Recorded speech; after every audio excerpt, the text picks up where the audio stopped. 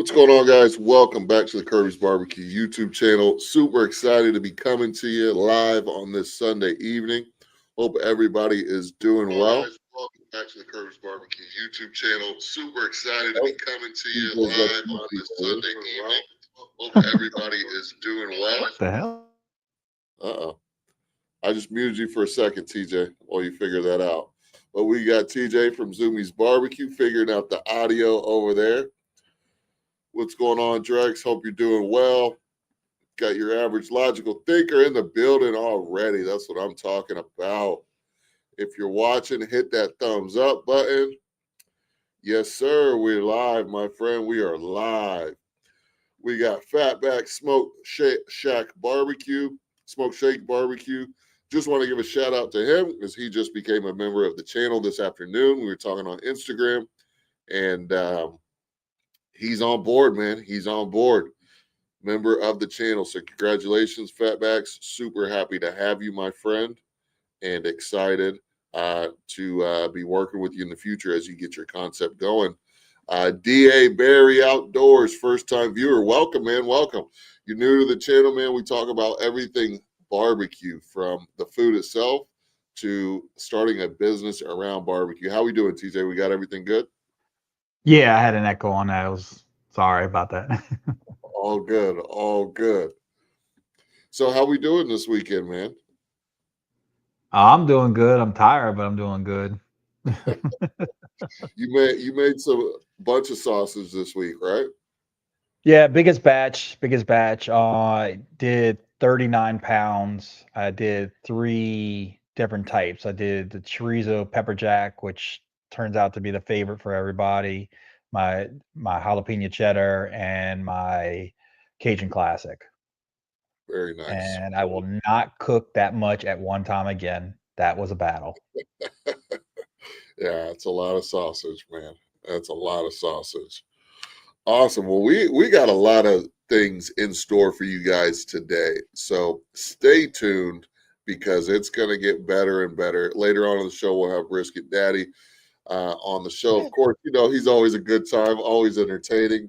But we got a lot of stuff, from serving barbecue at the California State Fair to how the new menu went over the last 2 weeks to possibly opening the restaurant a few more days, and much, much more.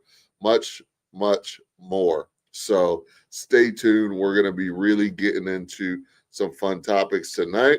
There you go, Sleaze TV. Yo, yo, yo. Finally got a live notification. That's because you turn your notifications on, man. Now, I know sometimes YouTube be tripping. They'll send the notifications, but I'm glad that you got it. We're going to wait for a couple more people to get in here until we really get it cranking. But we got Jenny Newcomb. Says, I learned how to do a jalapeno popper sausage that my customers are really taking to. That's awesome, man. That's awesome. When you can get a good sausage recipe that people are really vibing with, it's always a good feeling. It's always a good feeling. So what should we get to first, TJ? Dude, like we were talking about before, the menu thing it's a big thing. I mean, it's always fluid. It's always, you know, a battle to find the right mixture of stuff. Everybody's got their opinions and everything, but it's all about what works for you. Yeah, yeah. So if you guys recall, you know, I am notorious for, and we're still fairly new. We've been in the restaurant for 7 months, this specific restaurant for 7 months. We're still, I would say, fairly new for restaurant standards. So we're always testing out new menu items and new offerings and different pricing and packaging and things like that. And we had a lot of plates on our menu before. And now that people are accustomed to our food, which this is kind of a strategy in a way. I didn't know exactly that I was going to change over initially, TJ, but if you think Right. about it, it's actually kind of a good strategy. We started off doing plates. We still sold by the pound, but the majority of our sales came from our plates, and those plates allowed people to try a little bit of everything. And we've been doing that since from January to June, so a good 6 months. And so now our customer base has had an opportunity to really try almost everything that we serve, right? And now moving to a menu that is a la carte, and people get to pick and choose what they want. Um, it just has turned out so much better because it's like, okay, at first a la carte can be kind of scary because people won't order as much food as you probably want them to experience, right? Some Right. people, if they can't get everything at the price that they want all packaged together in a plate, they might just say, oh, just let me get a pound of brisket and let me get a side of mac and cheese. But doing the combination Go plate, tos. right? Yeah. But doing the Yeah. competition plates, right? They got to try mac and cheese, baked beans, coleslaw. They get to try your ribs and your turkey and your brisket, and they get that full experience, which is awesome. Now we've got to a point where pretty much everybody's tried all of our stuff. Obviously, we still get new customers, but our main base has tried everything we had to offer with those combo plates. And now switching to a la carte, it's allowed us to really charge what we want to charge for those single individual items. And it's brought our average ticket price up. It has. And for a restaurant, especially the when you're first starting, kind of lower volume, the higher your average ticket price is, the better for your bottom line. you know, Yeah. Oh you know. yeah.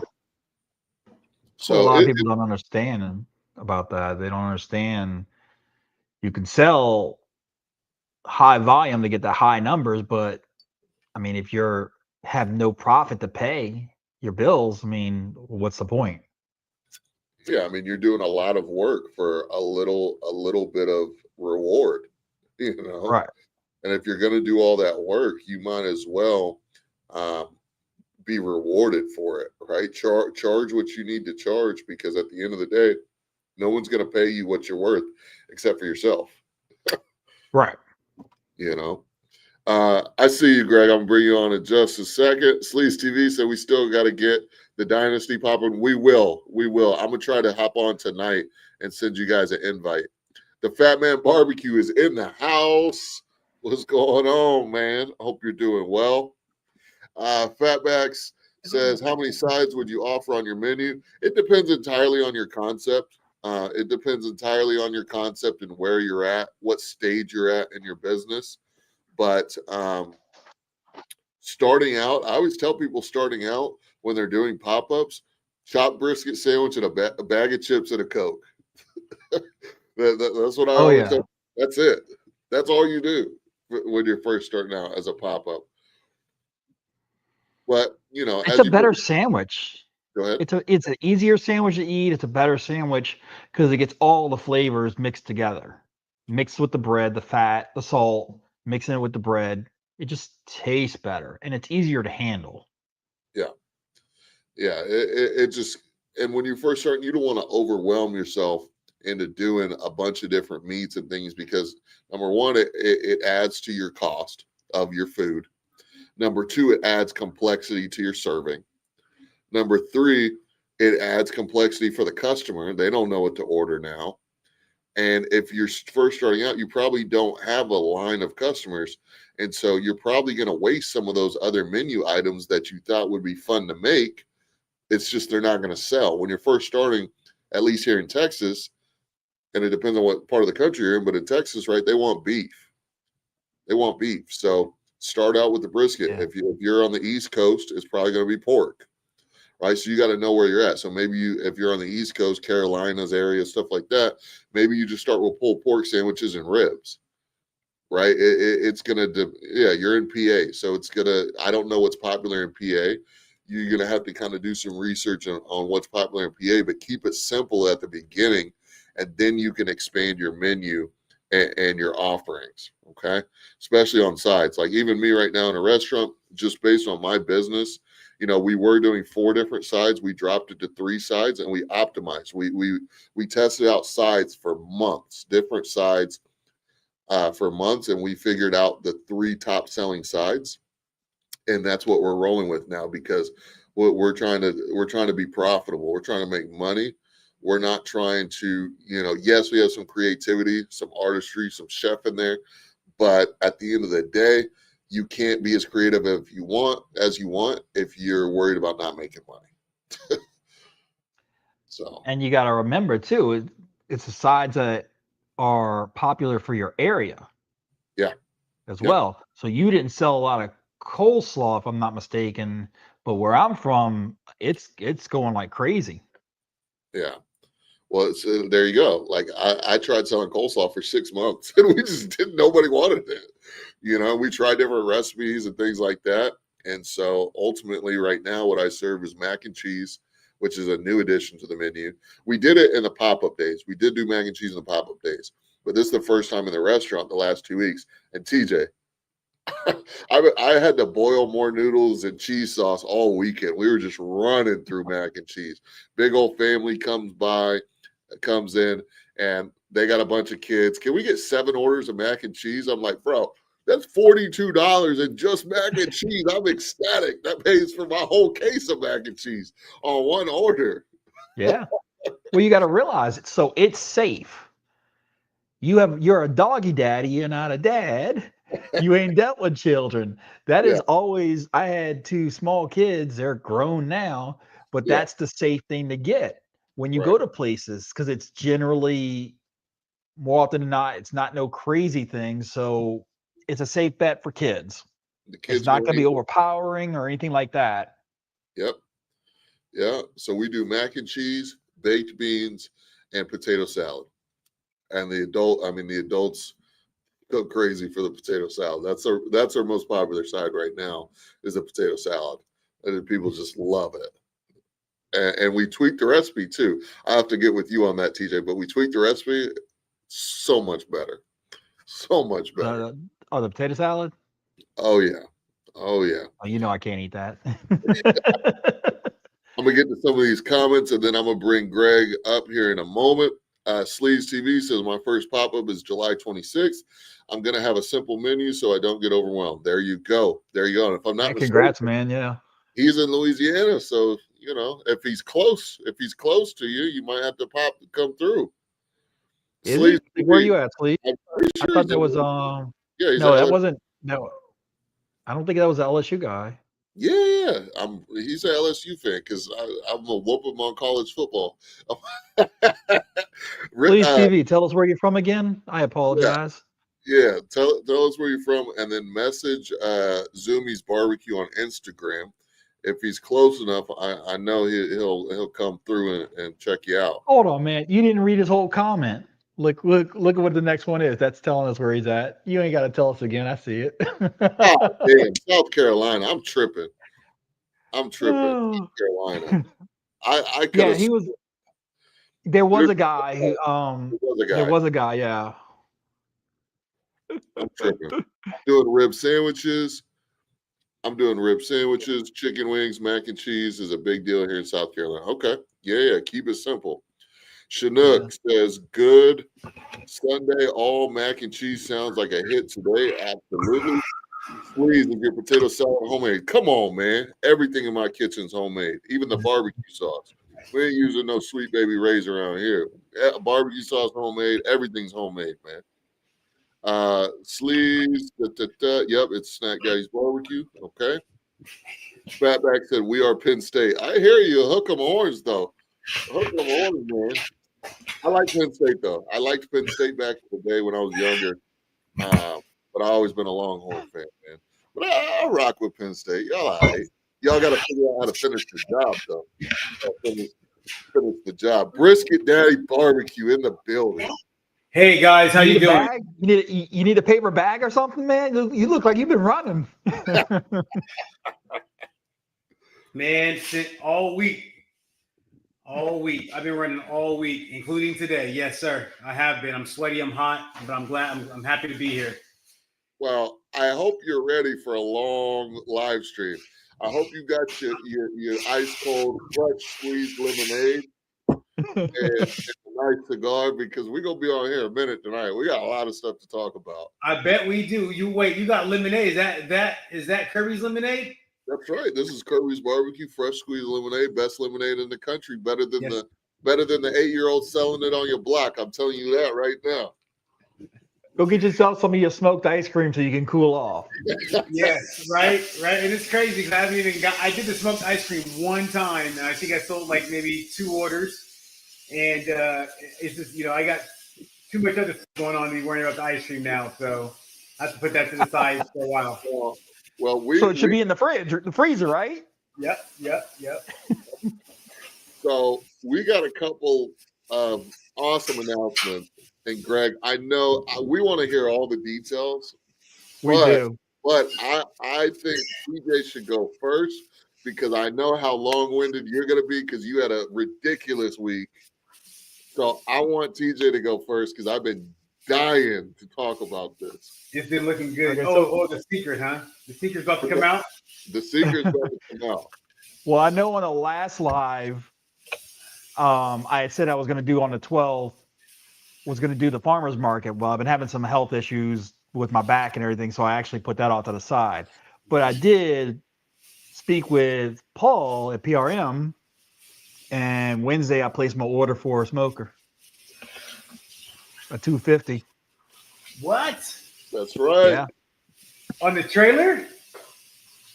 No, I'm getting it just like Sean's, except the tank is going to be fire red and a mirror image. I already have a trailer that I'm going to stick it on.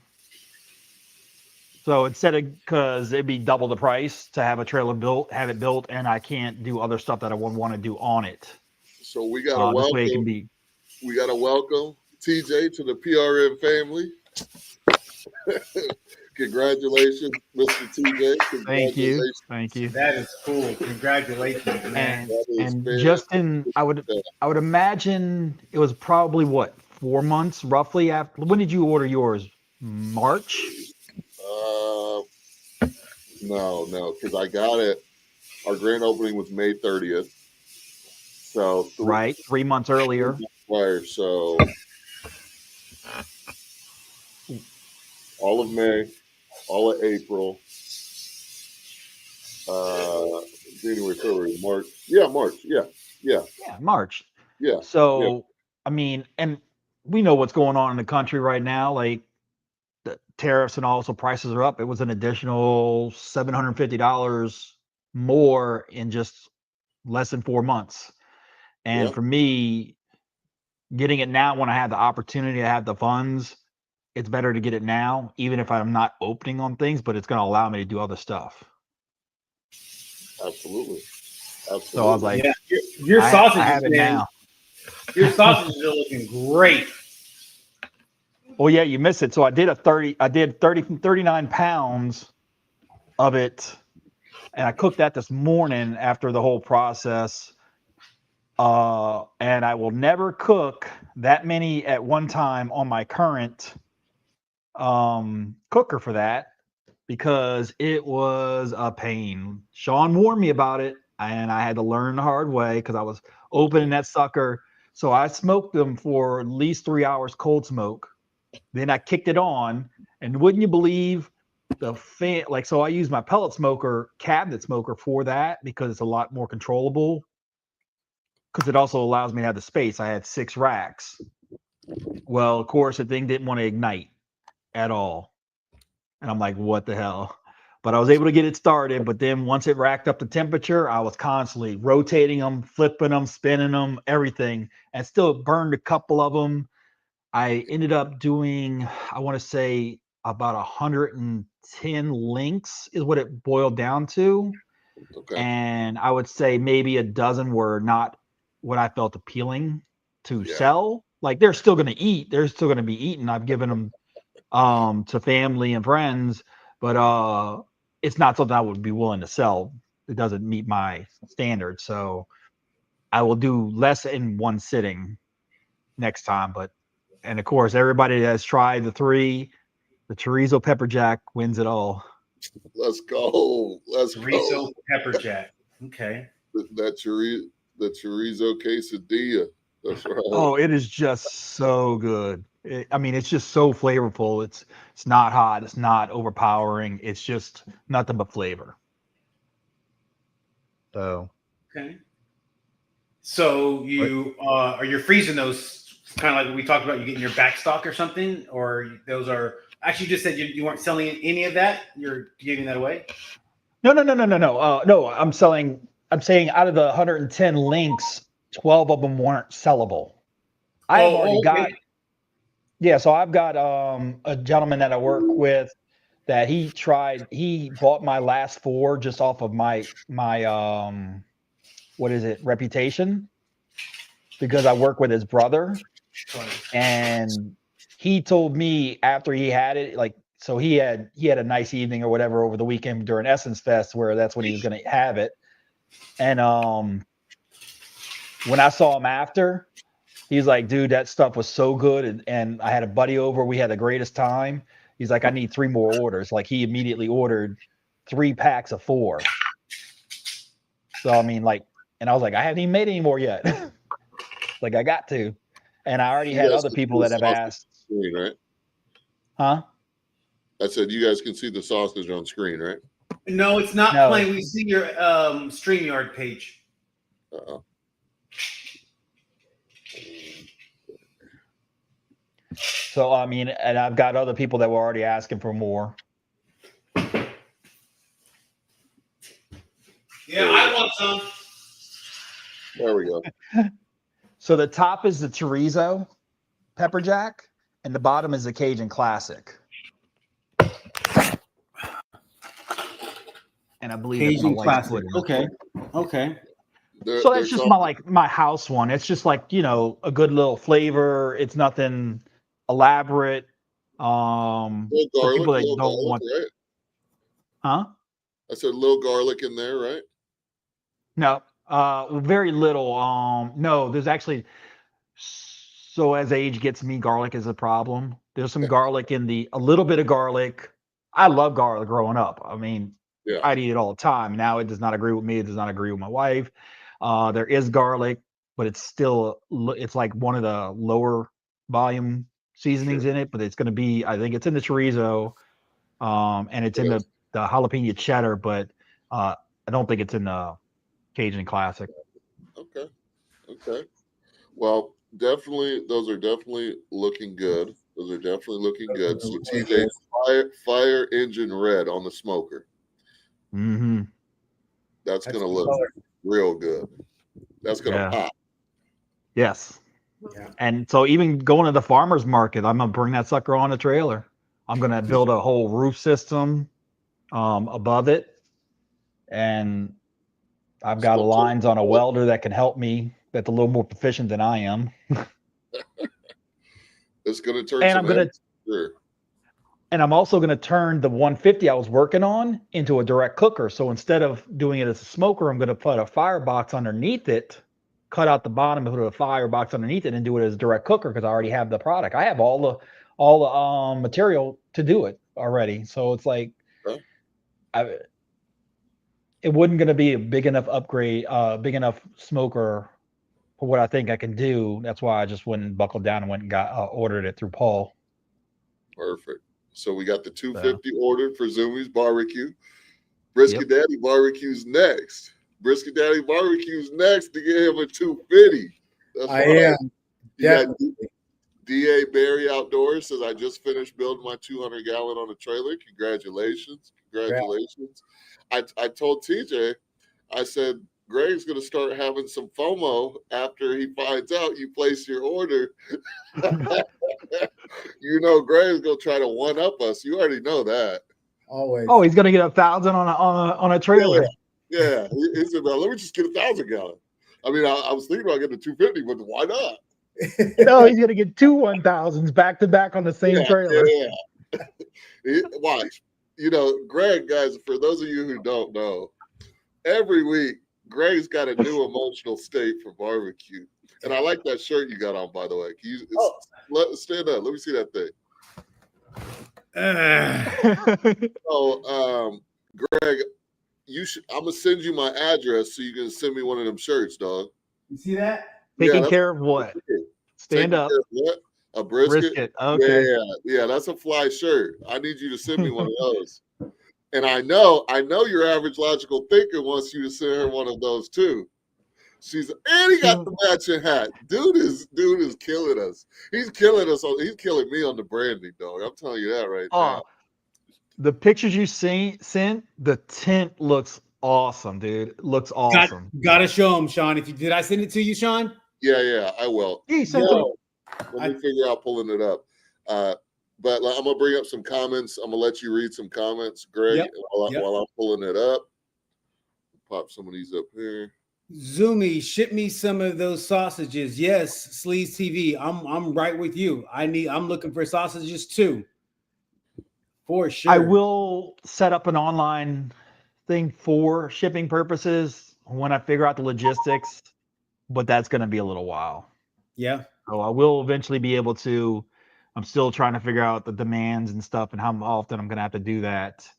Like I said, this is the biggest batch I've done at one time. It was 3 different sausages, but it was like 39 pounds, 110 links, and yeah, it was a lot today. Yeah, Sleaze TV says they look killer, bro, and they do. I appreciate it. Thank you. They do. Congratulations on your new smoker, Fat Man Barbecue. Hey, good to see you tonight. He's giving you a good congrats, man. Let's see. Has anyone smoked deer meat before? Because living in PA would be an option. I had a customer this week, actually, I believe on Friday. He's a big hunter and he hunts a lot of deer. And they have people who will process your game that you hunt and make sausage for you. So he was telling me, like, every hunting season, he ends up getting like 2 50-quart coolers full of deer sausage that they process for him. So yeah, I mean, people definitely use deer to make sausage, man. So that could be a big thing for you where you're at. Yeah, that's true. And deer is good meat, though. I like deer. I've had it before. Just never smoked it before. I don't know. I'm not sure. Dude, is that a second warmer? Yeah. What you talking about? Hold on. I'm trying to pull your pictures up. You got to chill out. Hold on. Yes. Average logical thinker. Let's rock it together for sure. Yep. Congratulations, man. We had to talk you into getting that first one, and you kind of got a second one. That's awesome. And they're both full. That looks great, man. I mean, but is it not the best thing? It's the best investment ever. It is for sure the best investment because now, I don't have to serve cold brisket. I don't have to serve cold food anymore. I mean, I can cut some off, give them some fatty or some lean, and then put that bad boy back in there and don't have to worry about it at all. Let's catch up. Yeah, that food warmer is a lifesaver, man. Absolute lifesaver for food quality, for food quality, and for quality of life. You being able to set it in there, get up early, cook your briskets, throw it in there overnight, and not have to worry about it. Jimmy Newcomb says, "How do you know when your sausage is fully cooked? I temp it at 165, but sometimes it's done, sometimes it's not fully cooked. I leave it on there too long, it starts to show up and not look so good." So, number one, you want to get it to food temp safe. So for pork, you don't have to get it up to 165. What you're looking for, though, is the color. You're looking for the color that you want on your sausage. And that's going to depend. Like if you cold smoke it, you're already going to have a good color, right? And technically, your sausage is pretty much food safe if you've cold smoked it, because you're cold smoking it at 150 degrees, right? And so technically the pork is edible, right? And then bringing it up to temperature, once you've got the color that you want and it is the correct internal temperature for pork, you're good. You don't need to push it to a specific temperature other than what's going to be safe to eat. Right. So what you're really looking for is that color. TJ, you had something on that? Yeah. So it depends on if you're doing a hot and fast or a cold smoke. If you're doing it hot and fast, you have to get it to food temperature safety. If you're doing a cold pork, like you only have to get it's grinded up, so it's grinded up, so it's actually not having to penetrate a thick piece of meat. If you're cold smoking it, you need to be curing it using curing salt, the proper amount, because you will get bacteria. Like, so I do a cold smoke on mine. Sean does a hot and fat, like, well, not fast, but he does a hot cook on his. And when I'm doing a cold smoke, mine sits at, like today it's at for 3 hours with an ambient temperature in the smoker of 85 degrees. Well, it's not cooking that. But when I crank the temperature up, once it starts getting firm and it looks like it's gonna like start oozing out, or I mean, once it gets kind of firm, that's when it's cooked. But I use super sacrificial links where I put thermometers in it too to get it to that food safe level. So if you're doing a bunch of them, it does not hurt to put like a wireless thermometer or a thermometer in there, so you know you're getting to that for pork 145. You're good Yeah. and golden. When you squeeze it, if it's firm, you know it's cooked all the way through. It's just like with a steak, and you know how tender or whatnot you want. And don't make the mistake that I did and just try and cook it at low and slow at 180. You Yeah, gotta, like, if you're doing cold smoke, you gotta get that temperature up 275, and then shock them with ice water, ice bath, because that's gonna make that casing snap and not be chewy. The worst thing is a chewy casing when the sausage still tastes great. yeah, and really for me, there's two ways to cook it. Either cold smoke it like TJ does, and it sounds like you're cold smoking at a little bit lower temperature, but when I cold smoke, I'm cold smoking at 150 degrees.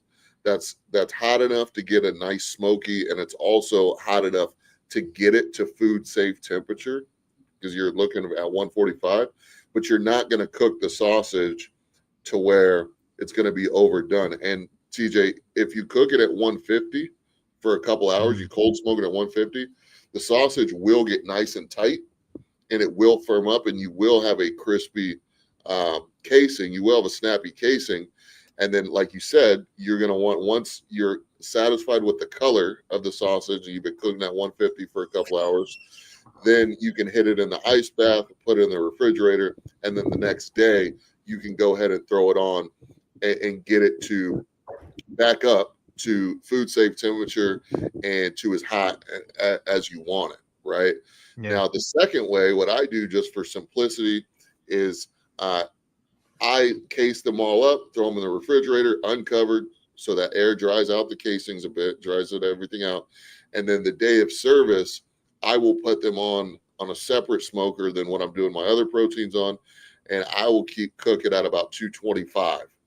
And so I'm not cold smoking it. I'm cooking it at 225, which is low enough to still get enough smoke on it before it's overdone. And so usually I'll cook them at 225 for about 3 to 3.5 hours. Sometimes it's done a little bit quicker, and I still get good color on it, and I still get it to the correct temperature without going too far over. But you just got to play with it. You got to play with it. Those are two ways to do it. Jimmy, I think we answered your question. What's the secret to smoking it? I'm gonna get to some of these. I'm gonna read the rest of these comments, and then we want to hear about the California State Fair because we got a new superstar in the brisket game. His name is Brisket Daddy, and you're gonna have to send me. You're gonna have to send me one of them T-shirts for sure. Yeah. Fatbags, I need a 2XL. Fatbags said, you guys should check out HBT Smokers in Alabama. He's a medium. Custom. Yeah. My custom smoker. Man, we support Paul at PRN Barbecue Co. Brookshire, Texas, my man. That's where we get our smokers around here. Mix of pork and brisket. Yep, that's what I do as well. What did you decide on about that, TJ? Because we have talked on the phone the other day about making your sausages and if you were going to be doing all pork or brisket and pork, because TJ primarily doesn't sell briskets; he sells sausages. So you want to talk about that for a second, TJ? Yeah. So my theory now on it is that, again, it depends on what you're doing. I was just talking to someone about it. So the pork right now, for me, with boneless pork butt, was 225. even if you take the trimmings from your brisket, you would want to carry the price of that meat over. And if your brisket is sitting at $5, just rounding it at $5, you're now raising the food cost of your sausage. Now, Mhm. I'm not doing 20 briskets, and ultimately it's still a way of using your trimmings. And when I have it, I generally will mix it. But depending on your area, you could take the trimmings from the brisket and grind that up and offer brisket burgers. Just by throwing that name on there, it's going to go, and you're going to get a higher price off of that than tossing in the sausage for me. Because like, I'll have a better return of investment if I just did like, so the sausage I did was all pork, and it just tastes phenomenal. The texture's fine. It's juicy as hell. Like we've talked about that with Sean. Pork is going to be a juicier one when it comes to sausage. And realistically, if you look at the numbers, if you have something else you can do with the brisket trimmings, i.e., grinding it, making brisket smash burgers or brisket smoke burgers and selling that at a good markup, it's more beneficial to not even put it in a sausage. But I'm not at that volume either. Right. So I have used it, but I've not had, like, because I would rather, if I didn't have to, freeze my trimmings and save them, build it up, and then use it. I'd rather just grind it up and I'll make it for myself or some burger patties. Like, and honestly, it's cheaper than going and get ground meat at Right. times. Yeah. So profitability, it's better if you just use all pork, because when it's grounded up and it's all that, I mean, unless you wanted to say it's an all beef sausage. If you think if it's needed in your area, I can understand it. And I know a lot of people will say all beef, but then you can't mix it if you're trying to say it's all beef. Yeah, because there's some people who don't eat pork, so you could do that, like TJ said, for your area. But I think really kind of what TJ and I discussed, what it comes down to is like, if you're like TJ is only doing sausage primarily right now, now, it makes sense to just do the pork blend cost wise, like you broke down.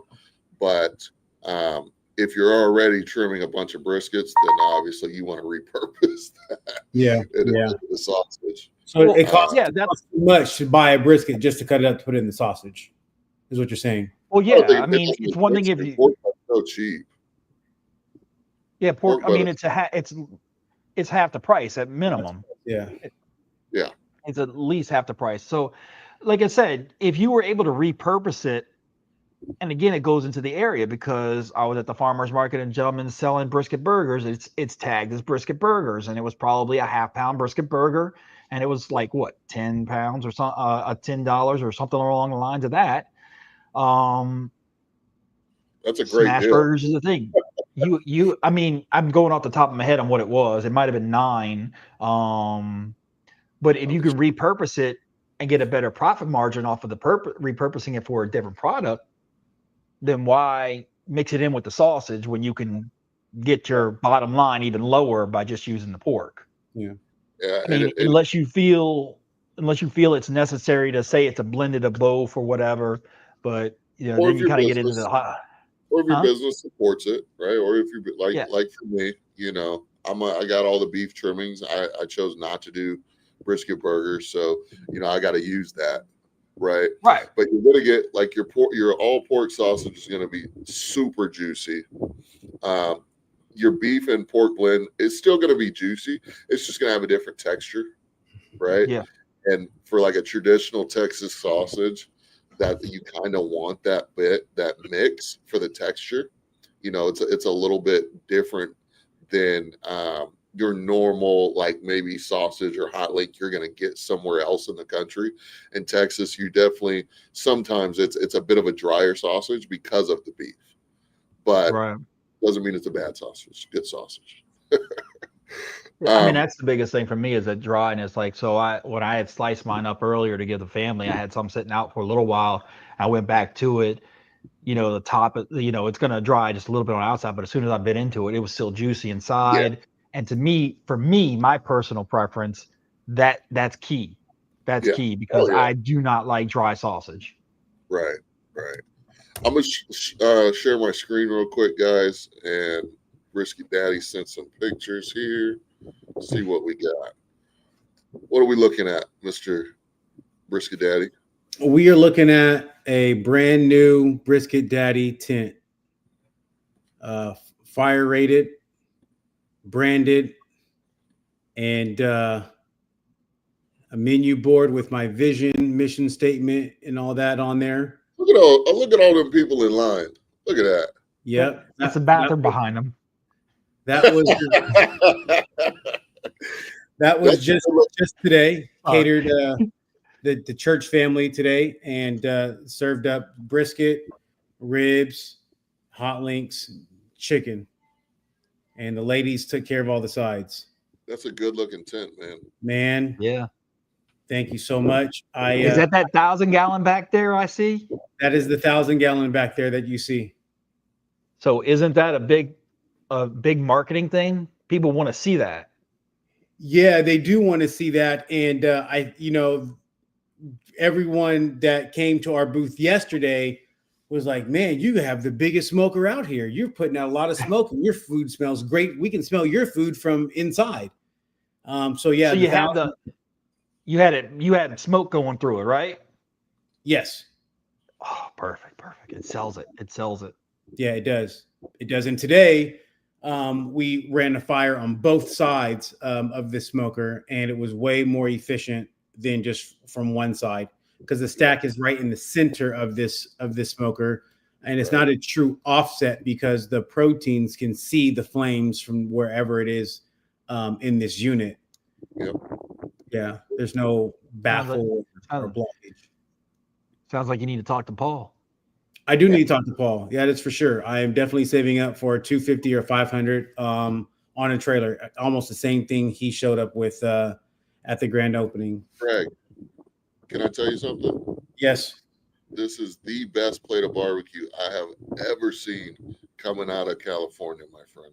Oh, thank you, sir. Yeah. I appreciate it. This plate is missing something though. If you get, do you guys know what this plate is missing? Beef rib? Your signature. No. Right, exactly. Oh yeah, I should have put a sticker on there. That'd have been nice. I'm missing my 2 hot links on this order, and I missed 2 hot links on about 5 of these orders. Ooh. Yeah. 2, 3 people came back and were like, "Hey, we're missing the hot links." One, I forgot the ribs. I forgot the brisket. So it was busy. It was. So what was that plate running people? That was a $60 plate With the 2 hot links. Wow. with the 2 hot links. That's not bad, bro. All the sides, Not bad. all the meats, and so we plan to do mac and cheese, baked beans, street corn, corny lotte, and mac and cheese, and we just never got around to the corn. The picture we're looking at now is a team that was at the state fair yesterday. Quinn, the tall gentleman there on the far left, he had an inside with the people at the Cal Expo fairgrounds, and he got us in.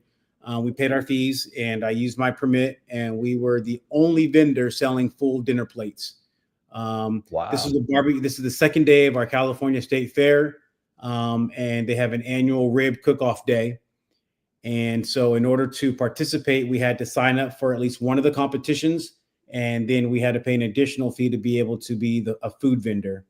So go ahead. How'd you do in the rib contest? Yeah, we got number 7. There were 11 teams, and we got 7th place. Okay. Yeah, I've never cooked competition. I wasn't looking. To win would have been great, right? I definitely put that on the resume, slapped it on the website. But I was primarily there focused on vending. So I let Quinn do the cooking. If you can see on the far right hand side behind me, the guy with the big old hat on there, that is a vertical insulated smoker. Okay. And cabinet smoker, or is it? Say again. Is it a cabinet smoker? A cabinet smoker, I guess so. Yeah. Blue one there. The blue one there, yeah. Insulated firebox, insulated smoker, reverse flow, if that's what they call it. Okay. And that's what we did the competition ribs on. Okay. Everything else was on the 1,000. Those are his two daughters there to the left and right. And then everybody else on the wearing the Brisket Daddy shirts was, with me. That's who I hired and brought on for my team. Okay. Yeah. So give us the rundown. How much food you cooked, how much food you sold. Give us the details, man. Okay, yeah, sure. So we prepped and smoked 30 briskets. We have 4 briskets remaining. We did 3 cases of ribs. There's 8 ribs in a case. We have 1 slab of ribs left. Since I bought the fryer and everybody doesn't eat beef or pork, I breaded up some chicken, and I did half. I left some raw and I smoked them and then flash fry. Some got flash fried, some didn't. And then the others were breaded and then they just got fried in the fryer. And so that was the chicken, the brisket, ribs, and then pulled pork. I have never done pulled pork. Quinn was very averse in pulled pork, so we did the pulled pork, and then the hot links, Xander's hot link. Come Monday, I was like, oh wow, we should have, we're going to be having a lot of trimmings. We should make our own sausage. Why buy sausage when we have all 30 briskets and all this trimming now? But it was just too much, and we didn't want to just try it on the first run and then try to sell it. I don't think that's a good idea. I need to practice and perfect that process. Yeah, you gotta have to get with me on that because I plan on getting don't with you overwhelm yourself. Yeah. Again, so I do plan on getting with you here in the next couple of weeks and just getting all my supplies and doing a live with you or a Zoom call or something, and walk me through the process. So I have to get some of your time for that. But go ahead, Sean. So Greg, you sent me a screenshot. You guys did just about $10,000 in sales at the state fair. Yeah. Congratulations, man. We'll raise a glass for you. That's fantastic. That's awesome, man. Yeah, thanks, man. I've been waiting for that $5,000 day, and yesterday was that 10 plus. And so again, I've got to work my food costs. I got to have all my receipts. We got to do all the food costs. We got to pay everybody, and then we'll see where the dust settles. But yeah, that was all card transactions, and then there's about a cash register this week also. Okay. And there's cash in the till that I haven't even gotten to yet. So Greg, just so people know, because obviously we have our loyal viewers that have been with us for a while, right? Yeah.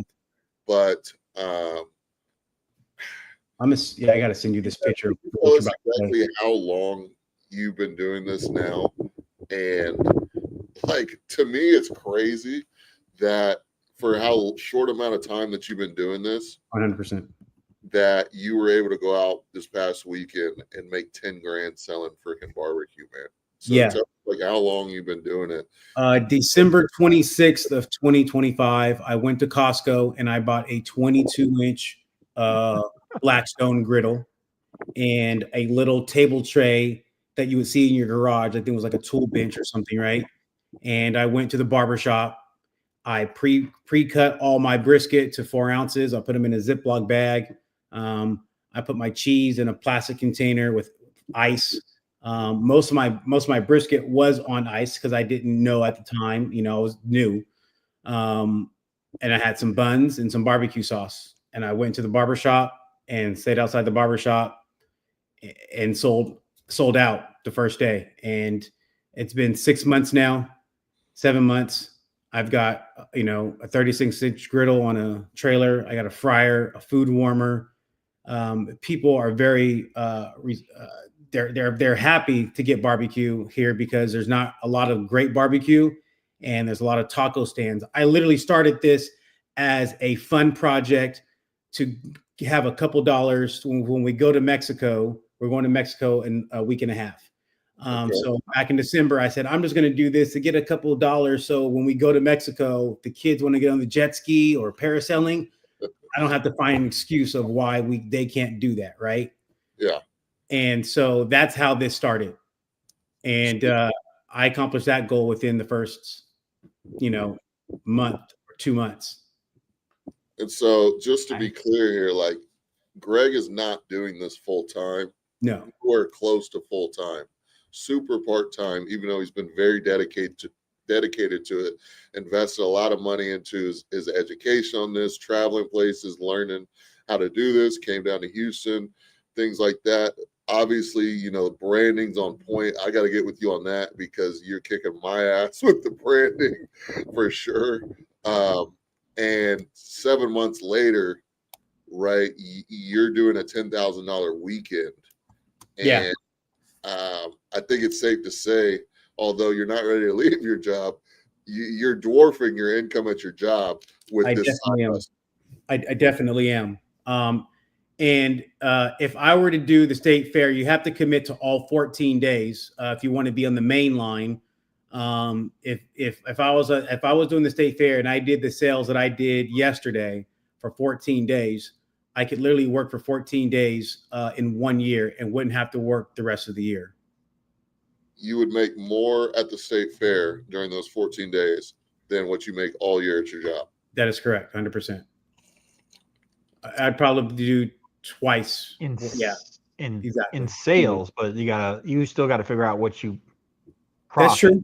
Yeah, that's true. That's a little different in That's sales. true. Remember Yeah, that, because that's what a lot of people will mistake. Like, That's true. your sales are one thing, but what you walk out the door with in your pocket is a whole true. different thing. That's true. But even so, though, even if you're profiting, because he doesn't have the overhead that you have with the building and all that good stuff. Even so, I would, if you got all your costs in line for next year and you did that with your current setup and having all the equipment purchased and all that stuff, I would like to say confidently that you could probably have a 35 to 40% profit margin with your setup. So you're still walking away with what you did $5,000 a day at this event, It was 4,000. or you did 10 in one day. That was 1 day. 10 in one day. So That'd be 4,000. So if you did 10 grand, if you could do that over 14 days, which I know is doable because of the rodeo and stuff we do here, it's very similar to your state fair. That's $140,000 in sales in 14 days. Mhm. If you could be at a 35% profit margin, you still profit $49,000 in 14 days. And again, this isn't the money in the till. I would imagine there's a couple thousand in the till. So But that's in your you already have that figured into your sales, or no? No, You're going that's off of separate. credit card receipts. The 10 is just a credit card. Okay. I haven't Well, even that's looked at my different. Cash App, my Zelle, and the till. So you're talking about profiting, we'll just say between 40 and 50 grand, even if we're high on that, 30 grand profit in 14 days. I mean, and your events the rest of the year, I mean, that's insane. That's just kind of the potential of what, all three of us, not just me, all three of us are trying to teach people how to do. Yeah. We have to go into the equation though. Like at the state fair, if you're going to do those 14 days, they give you I talked to the shaved ice vendor. He said they give you a $2,500 guaranteed. So if you don't sell, I think he said if you don't sell up to $2,500, you're guaranteed. Well, we're way past that. But I mean, what is that per day, or is that for the total 14 days? Because that doesn't mean anything. Yeah, that would be for the 14 days. Well, that doesn't serve a purpose. That's what he said. You're from $0 to $2,500. There's no percentage that you owe to the state fair. But once you go over the $2,500, then it's 29% or 22% of your sales goes to the state fair.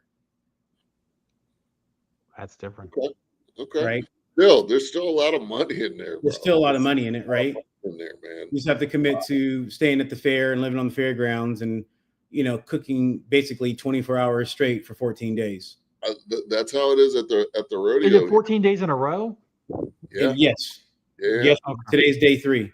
So the Houston Livestock and Rodeo Show, they are rodeo and livestock show, it's 21 days, and it's the same thing. You got to be there all 21 days. Mhm. But I was doing numbers and looking at some of these vendors and stuff. Some of these vendors were making like 25 grand a day at the Yeah. rodeo. Yeah, I've heard Oh. stories. The guy literally said he knows another vendor. That's all he does. He just does one state fair a year, and he doesn't work the rest of the year. Yeah, That's all he does. It's wild, man. I mean, Yeah. You have a picture. The picture of the menu I sent you, Sean. Because look, this is interesting. I started this project as a passion project to make a couple extra bucks. And I was giving brisket away. I was giving it to friends and family. And one of the guys at the church was like, "No, you need to make a profit. You're the brisket daddy." And so that's literally just kind of how it took off. What was my thought? What was I going to say on that point? I lost my train of thought. I forgot what I was going to say. Oh, the pricing. So myself and this gentleman, Quinn, worked up this menu. We worked on it. I sent it to Sean a few times. Sean signed off on it. He liked it. And then the day before, Friday at 3:00, he said, "Hey, I just got off the phone with the organizers at the state fair. We cannot sell lemonade." So we took lemonade off the menu. And then he says, in our pricing, he says that we should be charging more for our pricing because it's the state fair and people will still be paying these higher prices. And I was already selling a brisket sandwich for 16. And as you can see on this menu, it shows it for 20. And so what he told me was that everything on our item should have been raised by $5 for the state fair. damn. So a brisket sandwich Because they want their cut. should be no. But yesterday there was no cut for them. So yesterday we kept all the profits. We just paid our $500 fee to get in and be able to. Oh, because you went in one. Yeah, I that gotcha. covered our fee. So I'm just not. Again, I was giving brisket away. I'm learning how to cover my costs. Learning how much it costs for me to make a sandwich and make this food. So as a dad, as a real father, right, and as a family man, when I'm going to the fair, I'm looking for like the best value. A $25 brisket sandwich just seems like I'm just beating on somebody. That doesn't sit easy with me, right? I want to give my customers value for their money. I didn't feel like $25. My sandwich is a $25 sandwich. But the way let me that ask you, how much? I'm sorry. How much are you putting on the sandwich? 4 ounces, Weight-wise. 3.5 to 4 ounces. 3.7 is the solid number. Right. That's probably where you're feeling it then. If you would increase that to like 7 ounces, which you could have done, and you would feel better because it's a hearty, a pound of brisket goes a long way. And it's a lot to eat. Like I got a pound earlier from a guy, and like me and my wife split it because I wasn't eating a lot anyway. That's what I want to say. Like it's too much food. 8 ounces on a sandwich is actually too much food. I do a third of a pound. A third, yeah. On mine. So that's about 5.3 ounces. Yeah, I think I would say 6 ounces is a good amount. Mm-hmm. Yeah. In general, it's rough. So I definitely see what you're talking about, because I mean, you got to look at the way America is right now. They want to make the plates bigger to charge more, but it's too much. But these guys want their ticket value. So I remember, and Sean could probably vouch for me, I remember back in the day when I worked in the restaurants and we were getting in wine for the first time, and they're dictating to us what we have to sell our wine at, because they didn't want us to sell it cheaper because it would devalue their wine. Yeah. So they were doing like 4 times the price for a glass. Like you're paying the bottle plus, like it was ridiculous. Like if you get 4 glasses out of there, you're buying the bottle twice with just the one glass. Yeah. Right. And they dictated to us, you cannot sell this cheaper than this price, period. And that's what they're wanting.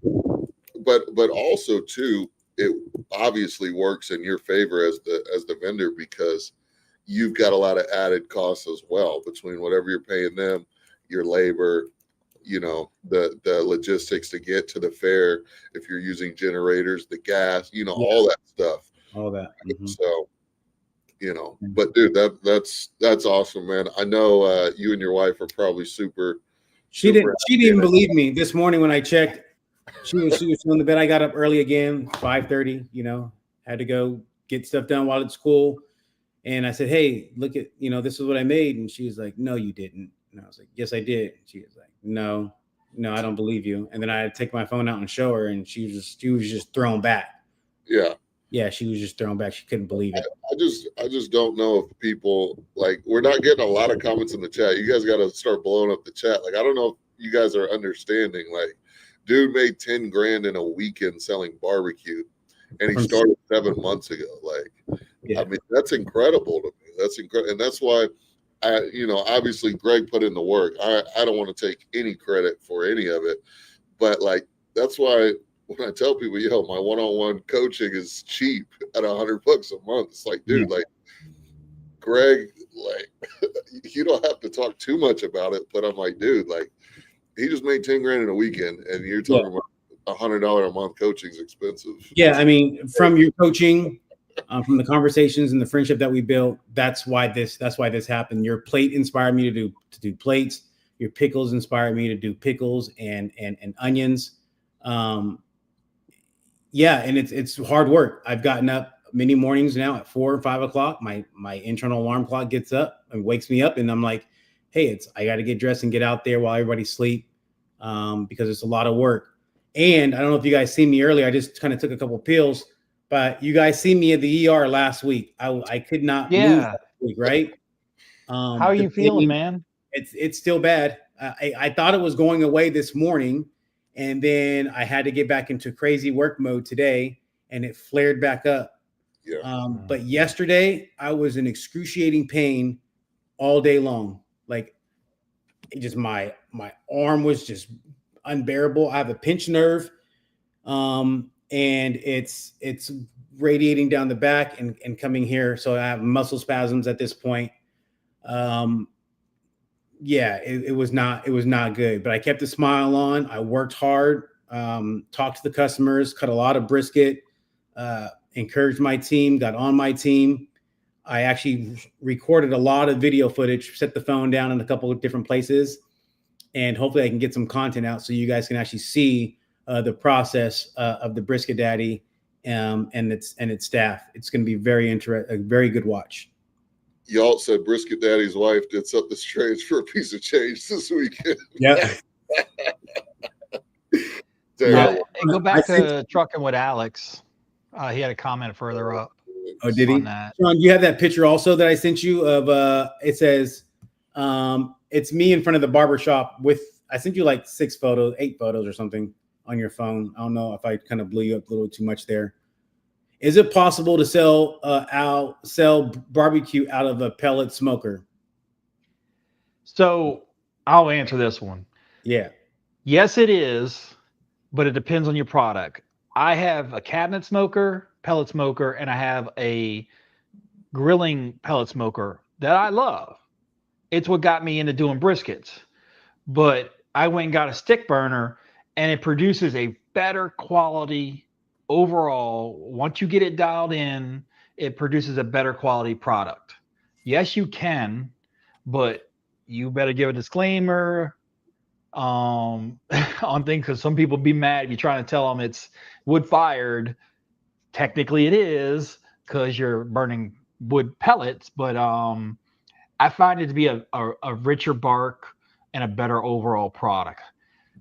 My first brisket on my stick burner, which I still wasn't doing the stick burner well, I didn't destroy the brisket, but it just tasted so much better. My pulled pork tastes better on the stick burner than the pellet smoker, and I have 2. This is my second and third. My wife got me a Traeger years ago that I started on, and when I upgraded to a bigger one, I went to Camp Chef and gave my Traeger to my neighbor who loves it. But I love the stick burner, and I'm buying a 250-gallon smoker and not going back to a pellet smoker. Those are good to use for here, but not as your main device. Yeah, and Alex, nobody's saying you can't start with the pellet smoker. If you Yeah. want to start with that, dip your toes in the water, start, learning on it, things like that. There's nothing wrong with that.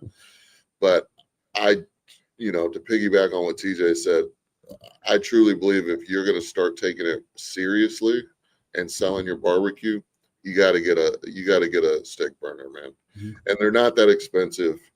Up until 2 months ago, I was using an Old Country Pecos offsets, $500, $600 at Academy. And that's So new. You can probably find them like on Facebook Marketplace or yeah, your local, selling, But- secondhand spots, whatever. Yeah. you're going to get a better, like TJ said, you're going to get a better product out of a $500 stick burner than you would $1,000 fancy, I don't know how much Pellet smoker. but I know I they mean, get up there. more than Right. that. Hey, Yeah. so More than let me that. ask this question: can you get a better product from a 22-inch Weber with a offset in the bottom there? Because literally, that's how I started smoking, was using that split, and I had water on one side, and then the other side was just my coals and wood. Basically turning a regular charcoal grill into it. I mean, yeah, I think so. I mean, Those guys do all that, they lay it out so it catches, and they put wood every so many inches. I've never used a pellet smoker. TJ would be more authority on that. Mhm. Okay, I'm talking about a Weber. It's That's just not like a pellet Weber smoker. kettle, like a kettle, like a normal, Yeah. It's possible. So I did here's it. the thing. I've done it. What he's talking about is to sell barbecue out of a pellet smoker. He's Yeah. looking for more volume, so that Weber wouldn't work anyway. Yeah, true. Because you only do one at a time. Very true. And the And pellet, you can that's probably why do two at a time. I upgraded to a 36-inch. And if I really wanted to squeeze them in, I could probably put 6 briskets in my pellet smoker if I really wanted to. But I'd be constantly rotating because of hot spots and things like that. But Again, the pellet smoker it's a, so I know someone in Maryland, he uses a cabinet pellet smoker and he loves it and he uses it. But it's going to be more of a brown bark. You won't get the rich black bark that you would want. It's a different product. It's a different device, and they are great. They're especially for novice and if you want to do the weekend stuff. But I haven't even been on my 36-inch in a while. I use a cabinet smoker for things because it's a different kind of cook for me. Like I use it for the sausage because that works out well. But the stick burner gets the major proteins. But to answer your question, Trucking with Alex, is it possible to sell barbecue out of a pellet smoker? Yes. Yeah. You 100%. can, yes. As long as you trim it right and you season it right, and you cook it at the temperature it's supposed to be at, no lower than 225. Yes, you can definitely sell brisket from a pellet smoker all day long. And guys, people are already doing that. A lot of competition stuff. Yes, smokers. People are. They are. 100%. This is a cheat code, but you're still in the game. That's all that matters. You got to. Yep. Let's get to the comments. Sleaze TV said, "I'm soaking in all this knowledge." Yes, sir. Yep. Fatback says that just shows you have the drive to do it. Talking about you, Greg. Oh, okay. Yep. Thank you. 53 Craft Barbecues in the building. What's good, everybody? Good to see you, sir. Sleaze TV, I'll definitely get my membership this week because it's definitely worth it. 100%. It is. I'm you can telling sign you. up now. I signed up when I was on the when you had the live going. Yeah, sign up now, Sleaze. Sign up right now. Open another tab, open another window, and sign up, man. We need you because I can tell you one thing. I talked to TJ a little bit about this, but the memberships, the one-on-one coaching memberships, they're not going to be around here forever. They're not going to be around here forever. There's going to be capped out because it's my personal time. Right. You can only do so many people. So we're going to be developing some more products that are really going to help you guys out. I'm not ready to announce anything yet, but I'm working on some really big time stuff for you guys. But if you want the one-on-one coaching, now's the time to sign up at that level because products will change, prices will change, And I mean, I got a guy here 7 months ago. Greg, when did you sign up with me, bro? Was it 7 months ago?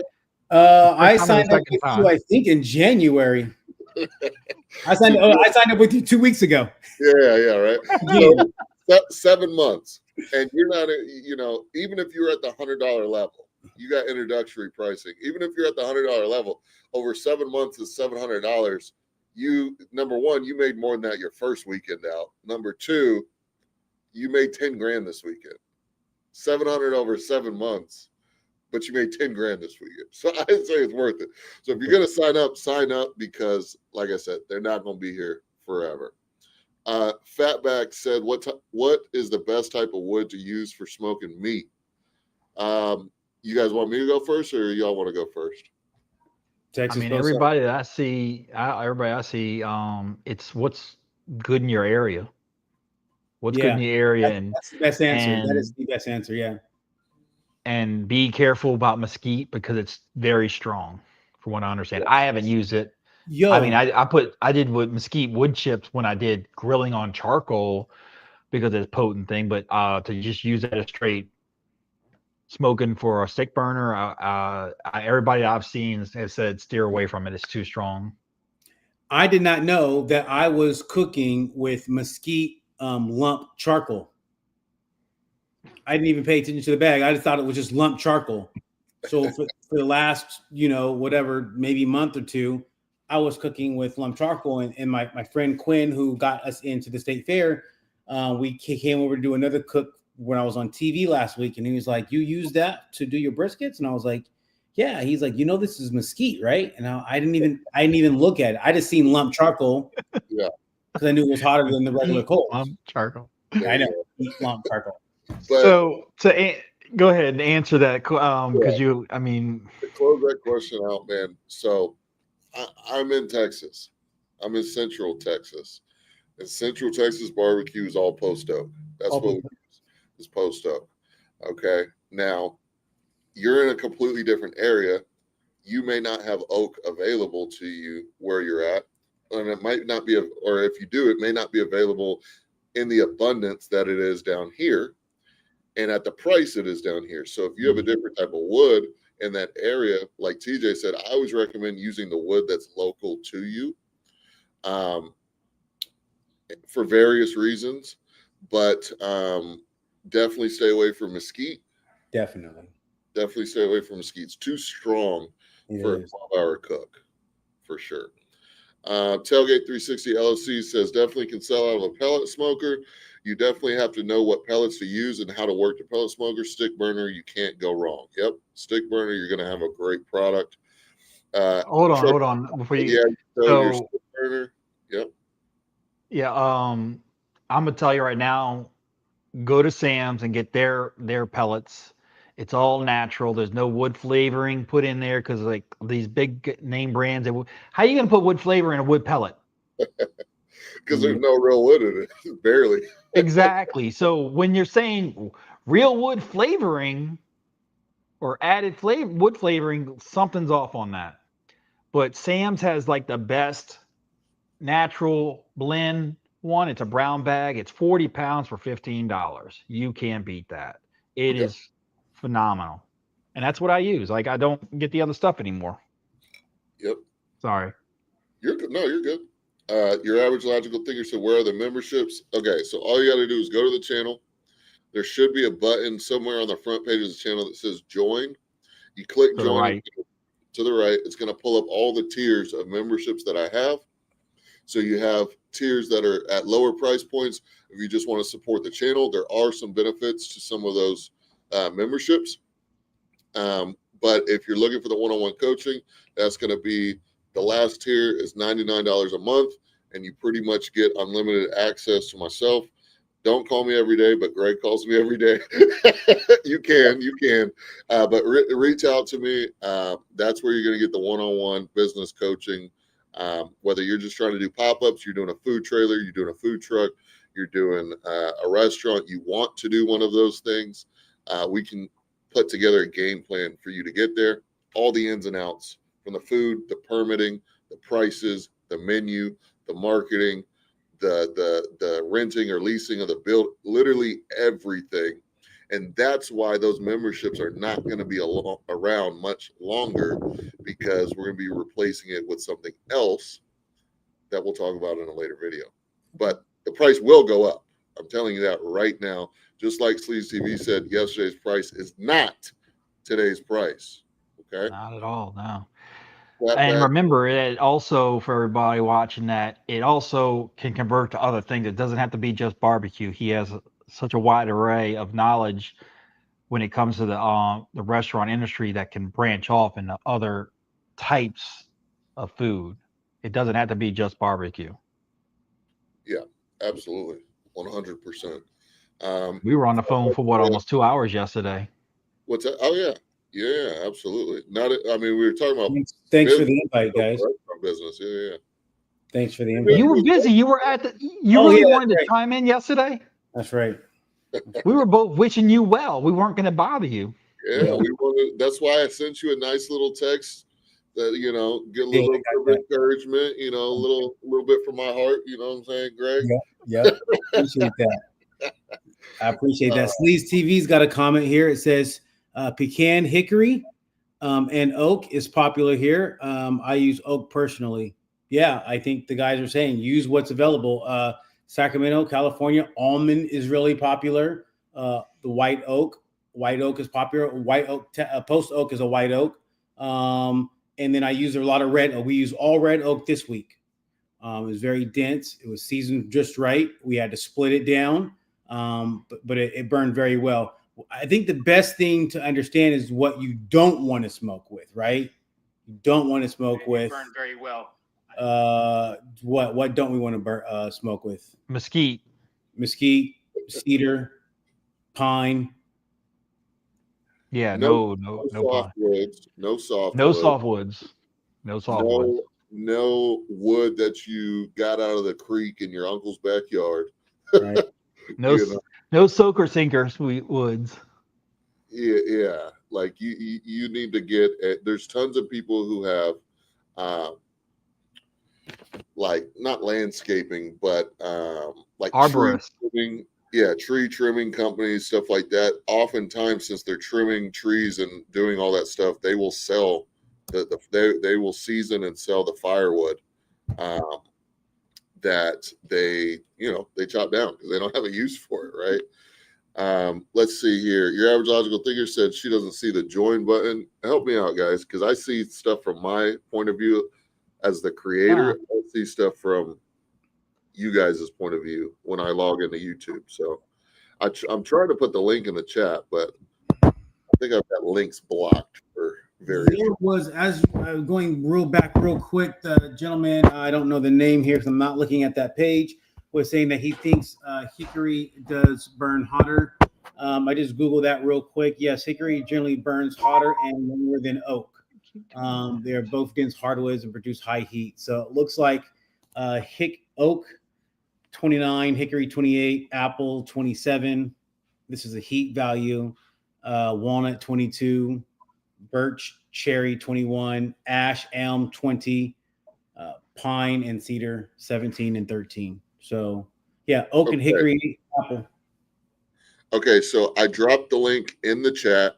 You should be able to copy and paste that link in the YouTube comments there. And then TJ has his phone up. TJ, if you want to put that up one more time. So like I said, I dropped the link in the comments. It's the white button all the way to the right. This is on my Zoomies one, so I don't have it joined on that. You froze up. You froze it. There we go. Okay, so there you go. So it's a little White blurry button. Android, but that's okay. It's a white join button right there. Right there. By the subscriber count. Okay, you just hit join.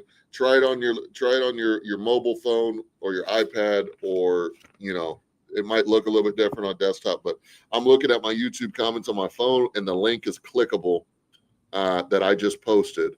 So there it is. If anyone wants to join the channel, if you want to just buy me a cup of coffee for a couple bucks, support the cause, support the channel, that's cool. If you want the barbecue I was business, the first one to join. I only bought a coffee, but I was first to join. There you I go. recommend the personal one-on-one coaching. It's only $100 a month, and it gets you $10,000 in one day. There you go. There you go. I don't know what the ROI on that That's is, but it's Greg's guarantee. If it doesn't happen, Greg will get you that guarantee. I guarantee you, I will cover the fees for you for sure. there you go. There you go. What's the next comment we got? Yep. Next comment we got. Fatback said, "Have a good night, fellas. Thanks for all the info. Be safe. You as well, man. You have a good night. You have a good night, And man. he said, Where's my guy Hope Smoke? Where's my guy Hope Smoke Barbecue? Is he hiding in the cut or what? Where's Hope my Smoke's guy in- Hope Smoke? Where's my guy from the notorious PIG? Where are these guys at, man? And Fort Queens Barbecue, they've been active. I've been seeing Fort Queens putting out all kind of video. Oh yeah. We haven't seen Hope Smoke in a while. Yeah. Well, you know, I think he's busy. I haven't talked to him in a while, but I think he's been busy. Yeah. I really wanted him to come on and tell his story on that because he had a great opportunity to get that trailer. Yeah. I'm gonna try and text him. Yeah, text him. Guys, now's the part in the time in the show where you can leave comments with your questions. We're going to open it up for Q&A. So leave your questions in the chat. That way we can go ahead and address them. For those of you guys who came in late, we had a lot of awesome news. TJ ordered his 250-gallon smoker pit, fire engine red, from Paul at PRM Barbecue Co. Super excited for TJ to get that in the fall. And it's going to be cool. We're going to have to figure something out logistically and time-wise because I definitely want to see TJ when he comes out this way and see the smoker, obviously, in person. So we're going to have to figure that out. And Greg killing it at the California State Fair. Love it. Uh-oh, can we get a horn? Can we get a horn, Brisket Daddy? Give us your best. There you go. There she is. We got a new channel member. That's what I'm talking about. At the barbecue business coaching level, too. That's wow, nice. Coming in. We're gonna have to chat, y'all. We're gonna have to chat. Definitely. I'm gonna be the co-coach for this one for sure. You'll be the assistant coach. Greg wants to hop on a three-way with you, y'all. Yes, sir. Yes, sir. That's right. Well, thank you so much for joining the channel. Welcome.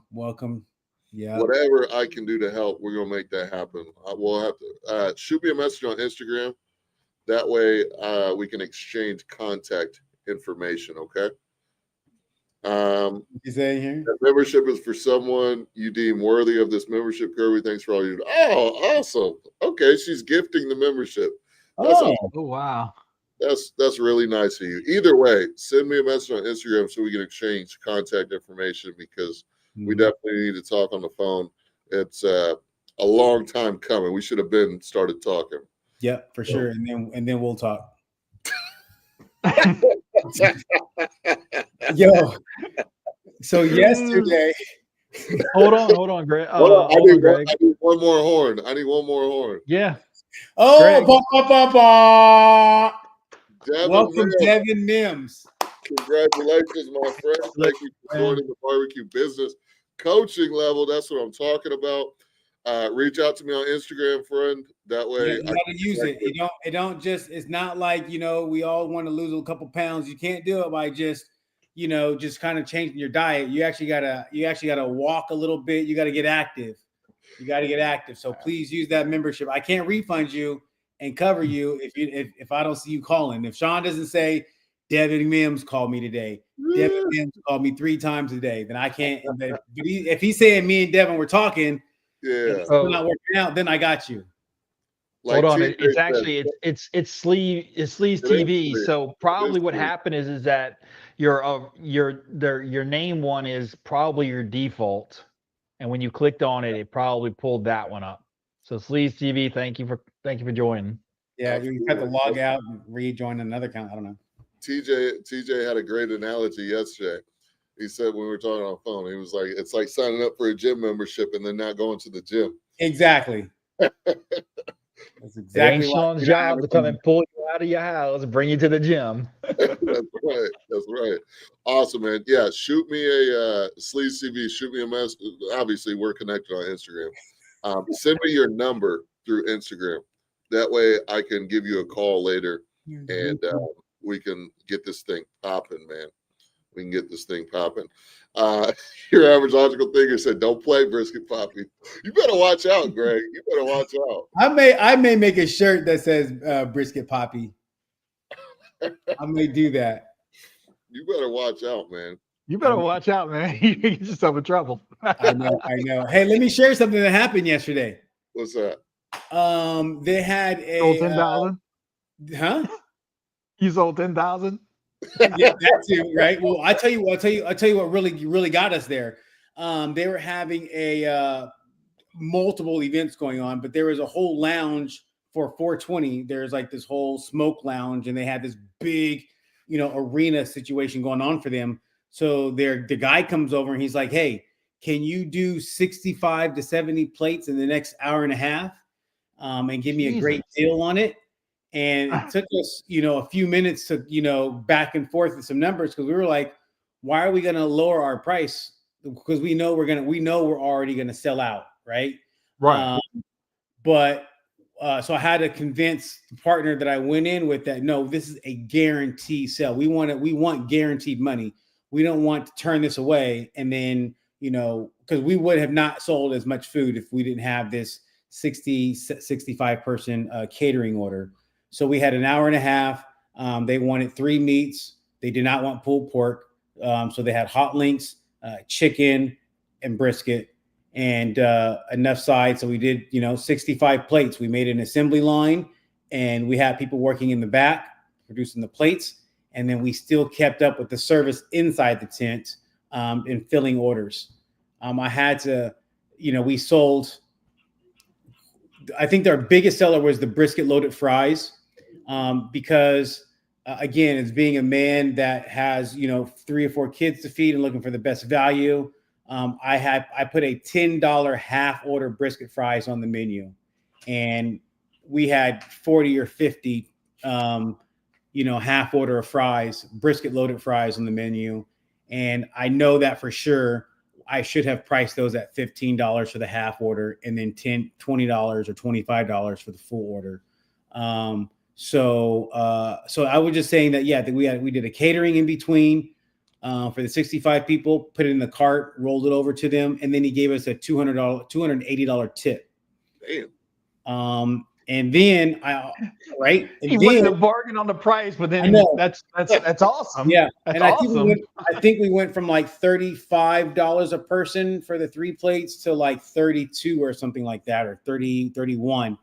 And then a lot of the cakes, I had a lady from the church make 6 or 7 cakes for me, 7-Up cake and lemon pound cake. Didn't sell really any cakes, but I was able to get $4 per piece of cake included into his order. So I got all the cakes, all the cakes, most of the cakes went. So but yeah, just an FYI, even if you went at 31, which was $4 off a plate at 65, you discounted $240, which he gave right back plus on a tip.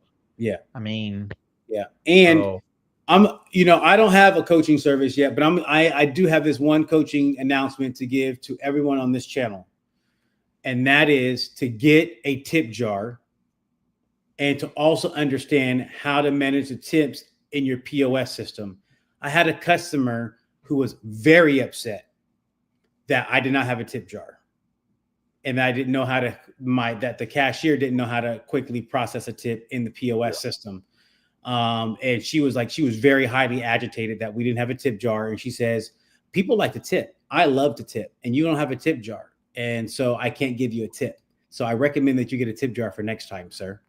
I said, "Yes, ma'am." So I agree with you. You want to have a tip jar but one thing, as the owner, you wouldn't that's for your staff that's working. It's it's another incentive for them, because it also creates that drive that if they're giving good service, they're going to make more money. It's just like being a waiter or a waitress anyway.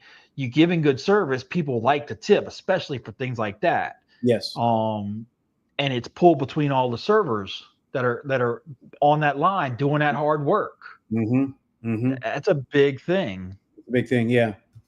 So yeah, I would suggest getting a tip. So I instantly took a a cup, the 32-ounce cup. I had one with me. I had a Sharpie pen. I put tips on there. I put a couple dollars in it and put it next to the register, and then a couple tips started coming in. I bet you had to be that couple several times. Several times. Mm-hmm. Mm-hmm. Awesome. That's great, man. Thank you, Audrey. Logical thinker. I think I see that. It was a great business decision. He was ready to turn it down, but I was like, no, guaranteed plates is what you for sure want to count on. Well, guys, I don't know if you know this, but we're about to collaborate on having one of the best barbecue places in South Carolina with Sleaze TV Barbecue. You know what I'm saying? we about to kill it out there. I'm telling you that right now. Sleaze TV, what POS system do you guys recommend? For starting out, I like Shopify because there's no contracts. The processing fee isn't crazy at all. What is the processing fee? Is it 2.9? Credit card usage. It's 2.9% plus 30 cents on each transaction. Mm-hmm. It's not crazy, especially since it's, that you pay $40 a month to be able to build your website, have your website hosting, all that, and then you get the credit card processing integrated into the website, so everything's on one platform, and it's very low cost. Eventually when you scale up, maybe you look at something else, maybe something a little bit more robust. But for just starting out, and especially for pop-ups, I think it's great to use. And they also have a line of credit based on your sales also, right? Exactly. So that you don't have to have good credit at all. They don't even look at your credit. What they do is they go based on, like you said, your revenue. And, it takes a couple months of revenue for them to look at it, but they'll look at it, they'll review your account and everything. And then you don't even have to ask. They'll start offering you lines of credit based on the amounts based on your sales volume. And then literally the money gets deposited like the next day. It's pretty quick. It's quick, and it's kind of crazy because, most times where you get funding or whatever, it takes a couple days or even a week. But literally, if I need capital to grow the business, they'll offer me the capital based on the sales, and then it's in my bank account the next day. Like when I had to put the deposit down for the smoker, right? I was like, I don't want to pay this out of my cash that I have on hand. Let me just grab this. So grab the capital, and then it just, my business is paying for the smoker. It's not coming out of my pocket, right? And so that was big. That was big. Sleaze TV said, yes, sir. Your average logical thinker. Shout out to Sleaze TV. 2B Barbecue. Where did this membership thing come? Man, we've been doing this forever. We've been doing this thing forever, man. Mm-hmm. Forever. It's just to help you level up your barbecue game and your barbecue business, man. So if you're looking, I don't know if you're a guy, gal, whatever the case may be, you don't have a picture there, but 2B Barbecue, if you're looking to level up your barbecue game, if you're trying to start a pop-up food truck, trailer, restaurant, or you already have one started and you're looking for more information, more knowledge, the one-on-one coaching will get you there. We'll get you to where you need to be, man. And yeah, that's the deal. We're working on big things, man. Some big things. What else, guys? Do we have any other announcements? I think I have. So the same gentleman who did the catering order, I guess he said he had something going on the 18th of this month. And so he wants me to cater, again, 65 plates for something he, I guess, has on the 18th. I leave for Mexico on the 21st. So there's that Mexico trip I started this whole thing for. And we've gone for about 8 days. But yeah, so I think I got another catering order out of it. You're still obligated to pop onto the live.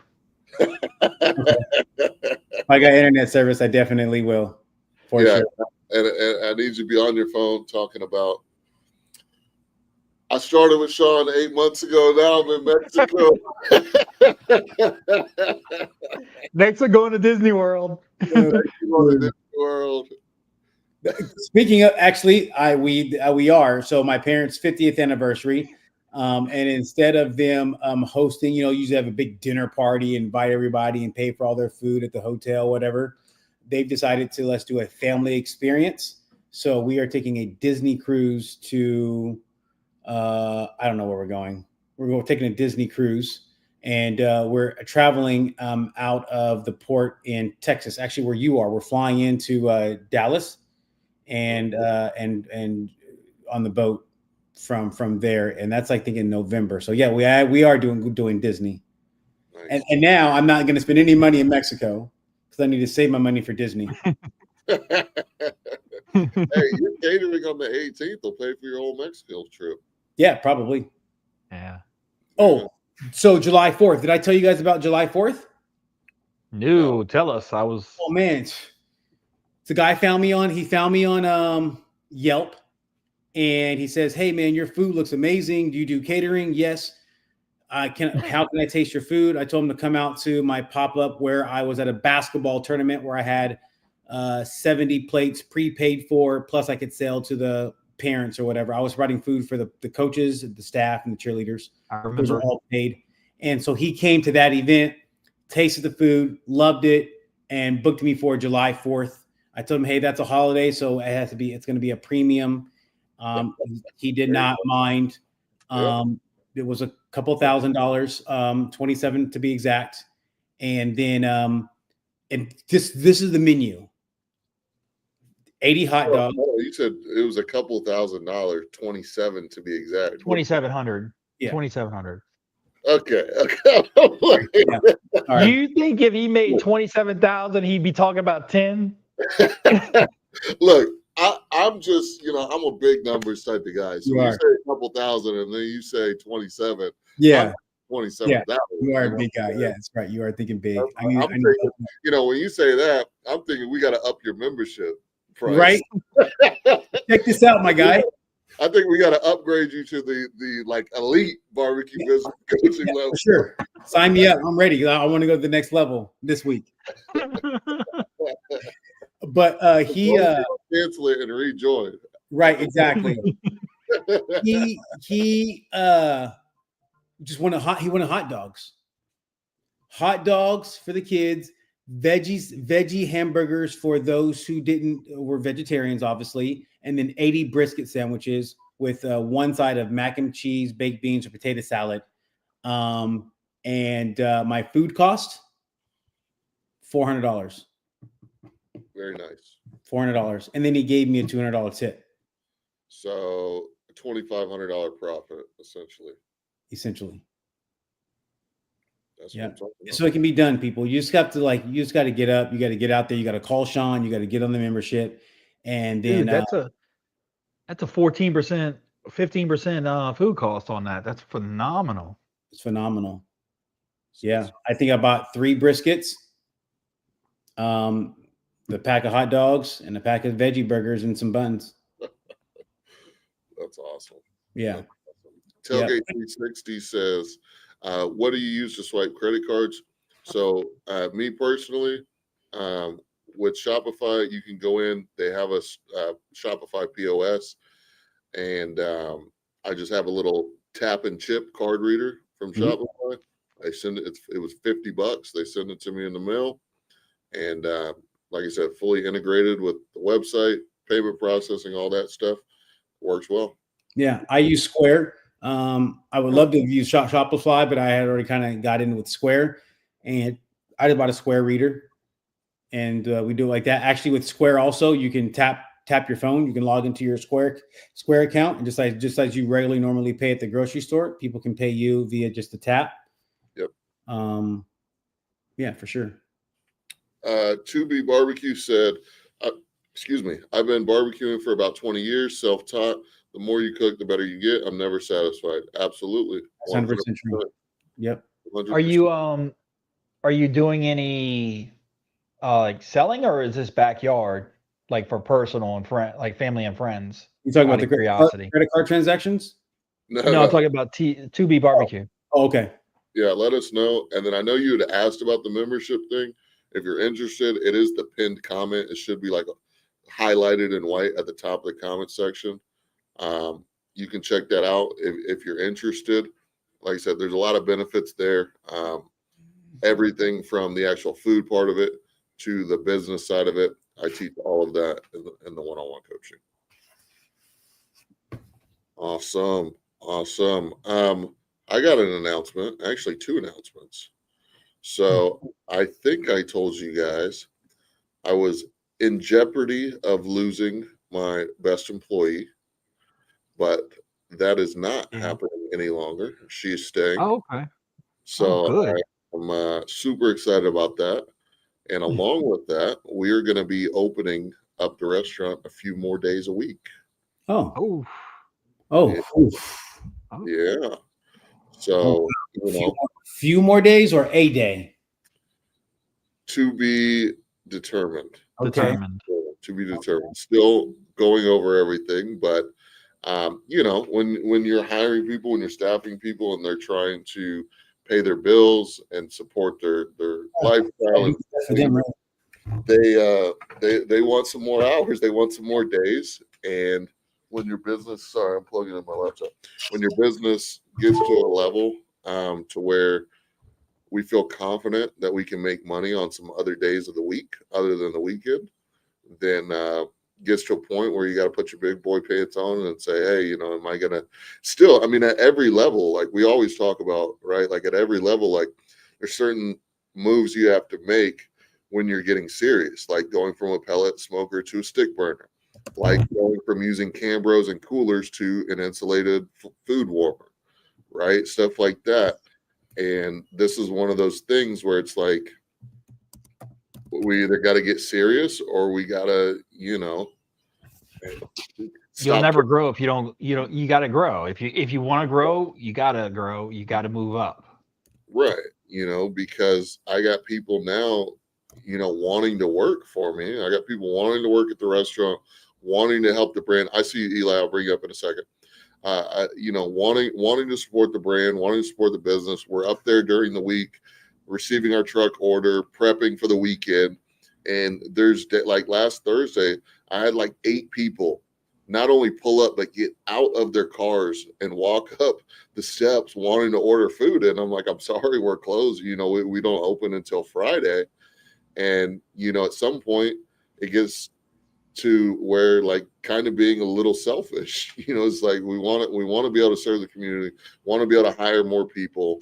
We want to be able to do all that stuff. And so I'm going to have to open more days and really commit to, doing it. All the big barbecue places, some of them stick to their Saturday, Sunday or Friday, Saturday. Some of them do. Right. But, there's others that are bringing in a lot of money that are open very late hours, like Terry Black's, and they're open 7 days a week, and they're crushing it, just absolutely crushing it every single day. And they have the ability to not only make a lot of money for the business owner, but impact a lot more people's lives by getting them fed good barbecue and then being able to hire a lot more people and help their families support themselves too. So more on that, but that is coming very soon. Eli, Hope Smokes Barbecue. What's going on? There he is. What's up, fellas? How you guys Hey, doing? man. Oh, Good he's seeing on. you. Good to see you. Good to see you. Yeah, it's been a while. Appreciate you letting me get on here. Of course, man. How you been? Appreciate Good, you man. coming on. Good. Just chugging away. Last time we talked, I got a big update. We got a food trailer. We got a deal that we couldn't pass up. Yeah, congratulations. You were definitely wanting to get into that last time we talked. Yeah, it was more so like if the time is right and the money's right, You're right. then I'll Right. do it. So me and my wife had been kind of looking for like a year plus already, because we wanted to make that leap. But you guys know everything's just expensive. Like it's ridiculous. So Yeah. we got a deal we couldn't kind of pass up. It kind of just came into the mix, and then it needs some work on it. So that's what we're doing now. Right now we're doing up the floor. We got it all stripped out. We're gonna redo the floor. It came with equipment, so it's really just getting the floor done. We're gonna get the propane to the front, kind of where the tongue's at, because it was like an old school trailer, so they kind of had it in there. to get past inspection, you need to have it a certain way. So it needs some work, but definitely exciting. Have you met with the health department yet in regards to this trailer? Have you contacted them and say, hey, I've had this. What do I need to do? So you know what you need to do? Yeah, so I'm in San Antonio, Texas, right? Okay. Yeah, I know it's different for every county, every city, right? And they just passed a bill where it's like, for food trailers, you just need to get it inspected and passed. Once it goes into law, like you just need to get inspected and passed once, and you can sell all in Texas. I don't know if you guys heard about that or not, but I did talk to them. Helpful. Not really. It's more like, hey, set it up and we'll tell you exactly what you need, when we inspect it. I hate that, man. Dude.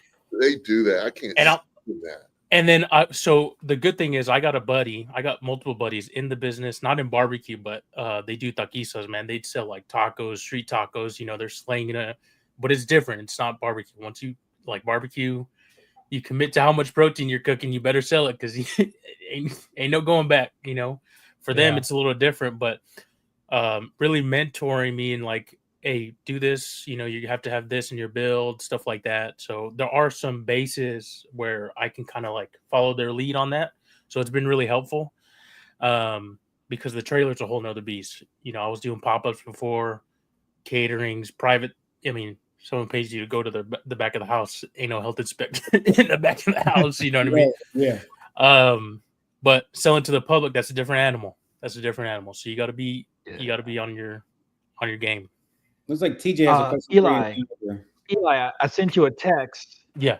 The guy that on this YouTube, he walks you through building your trailers. It's like I binge watch a dude. You talking about the Bautierrez guy?